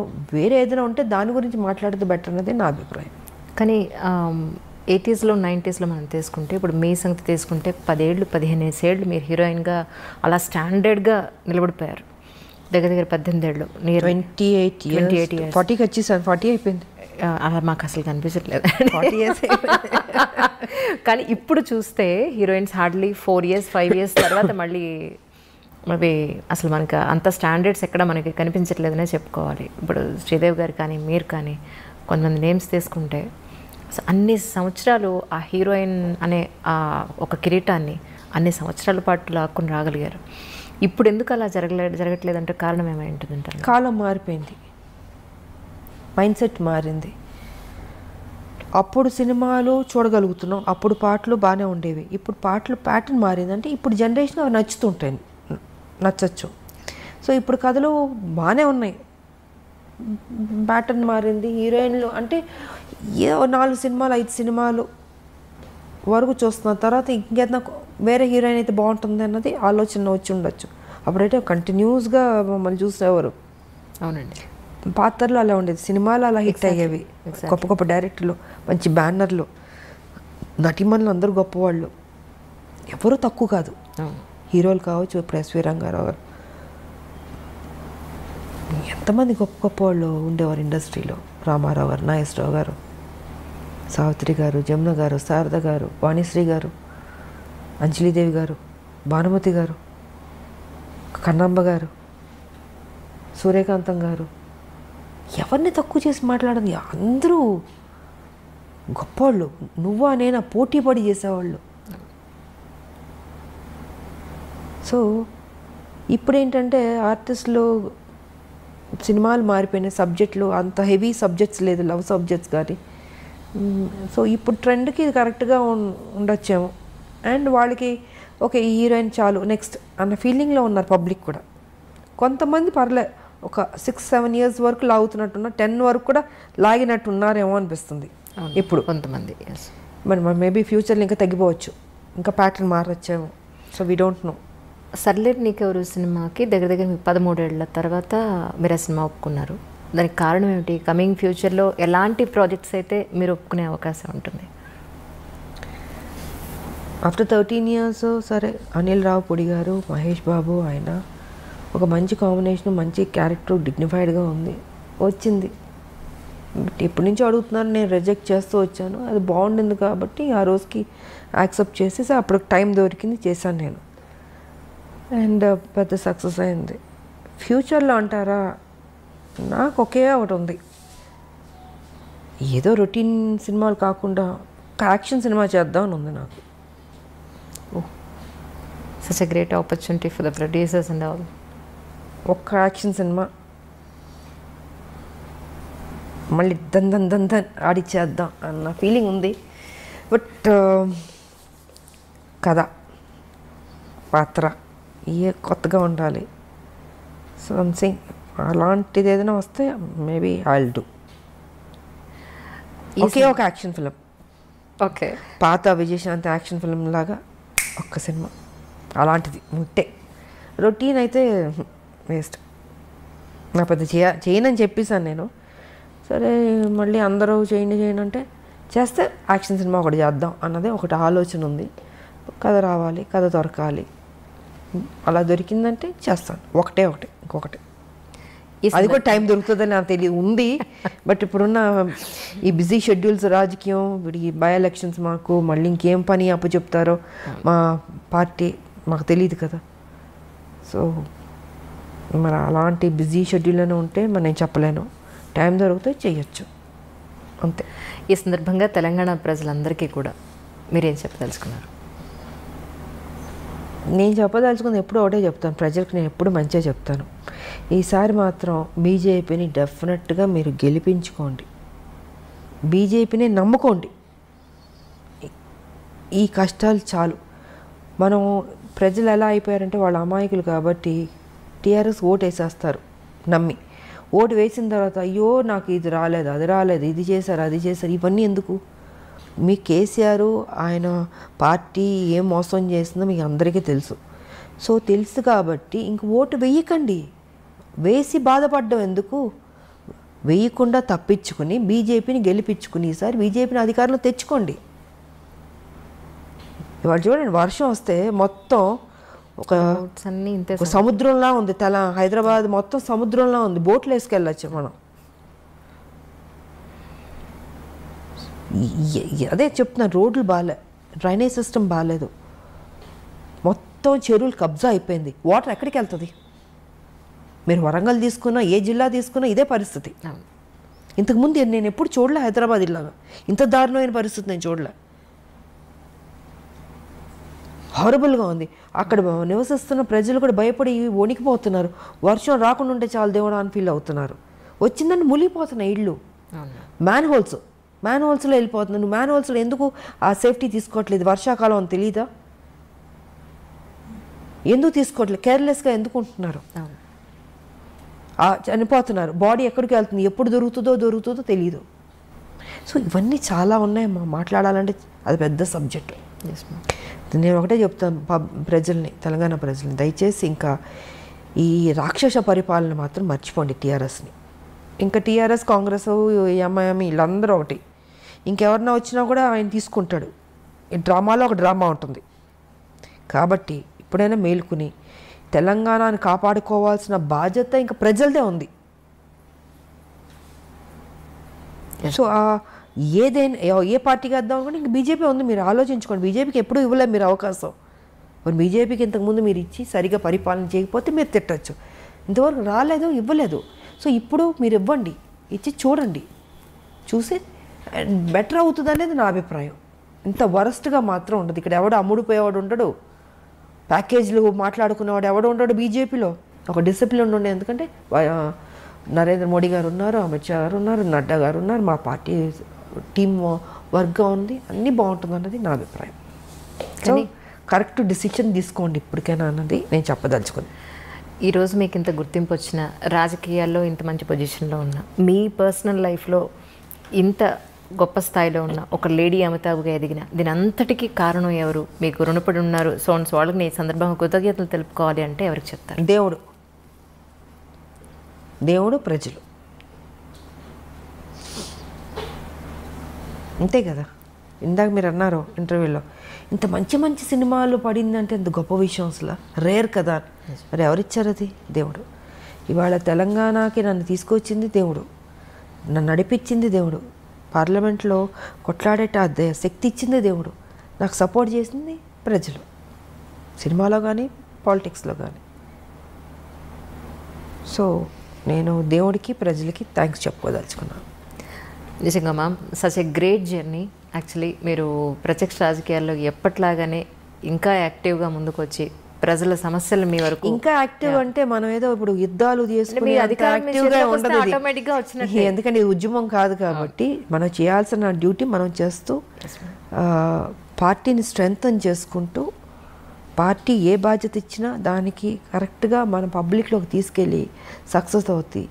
It be very wonderful job అవుతుంది, నో డౌట్ అందులో. ఎందుకంటే యాజ్ ఎ ఉమెన్ మీ దగ్గరికి ఎవరు సమస్యతో వచ్చినా ఆ సమస్యను క్లియర్ చేస్తారని పర్సనల్గా చాలామంది చెప్పిన వాళ్ళు ఉన్నారు. ఆ రోజు మీ బర్త్డేకి వచ్చినప్పుడు వాళ్ళందరూ చెప్పింది అదే. సో మీలాంటి వాళ్ళే రాజకీయాల్లోకి వస్తే ఇంకా బాగుంటుంది అనేది మా యాజ్ ఎ ఉమెన్గా నా స్వార్థం కూడా ఉంది. నిజంగా నేనంటే సేవ చేయడమే తప్ప నాకు ఇంకేం ఉంటుంది నా మైండ్లో. నిజం, 24 hours ఇంకా అదే ఉంటుంది నాకు. ఎంత తక్కువ టైం ఒక 2 hours పడుకుని పని చేయమన్నా చేస్తాను నేను. 24 hours పని చేయమన్నా చేస్తాను. Yes ma'am. నువ్వు అదే అంటారు నువ్వు పని రాక్షసు అంటారు నన్ను. నాకు పని చేయడం ఇష్టం కాబట్టి నన్ను ఖాళీగా కూర్చోబెట్టి నాకు నచ్చదు.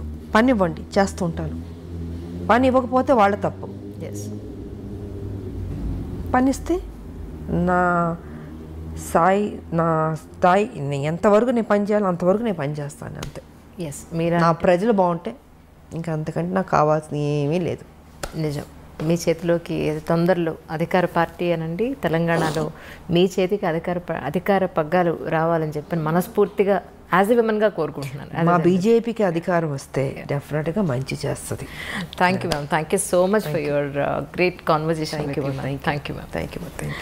ఐ డ్రీమ్ ప్రేక్షకులందరికీ విజయదశమి శుభాకాంక్షలు. Hi, this is Isha Chavla. This is Manara Chopra. Hi, this is Kartikeya. నేను డైరెక్టర్ తేజ అని. Press the bell icon for more updates. For more such videos, please subscribe to iDream. For more videos, please subscribe to iDreams. For more videos, please subscribe to iDream. And you're watching iDream Media. Please like, share and subscribe to the channel. And don't forget to subscribe to iDream. Please subscribe iDream Media. Do subscribe to iDream. Subscribe to iDream Media. Do subscribe to iDream Media. Don't forget to subscribe.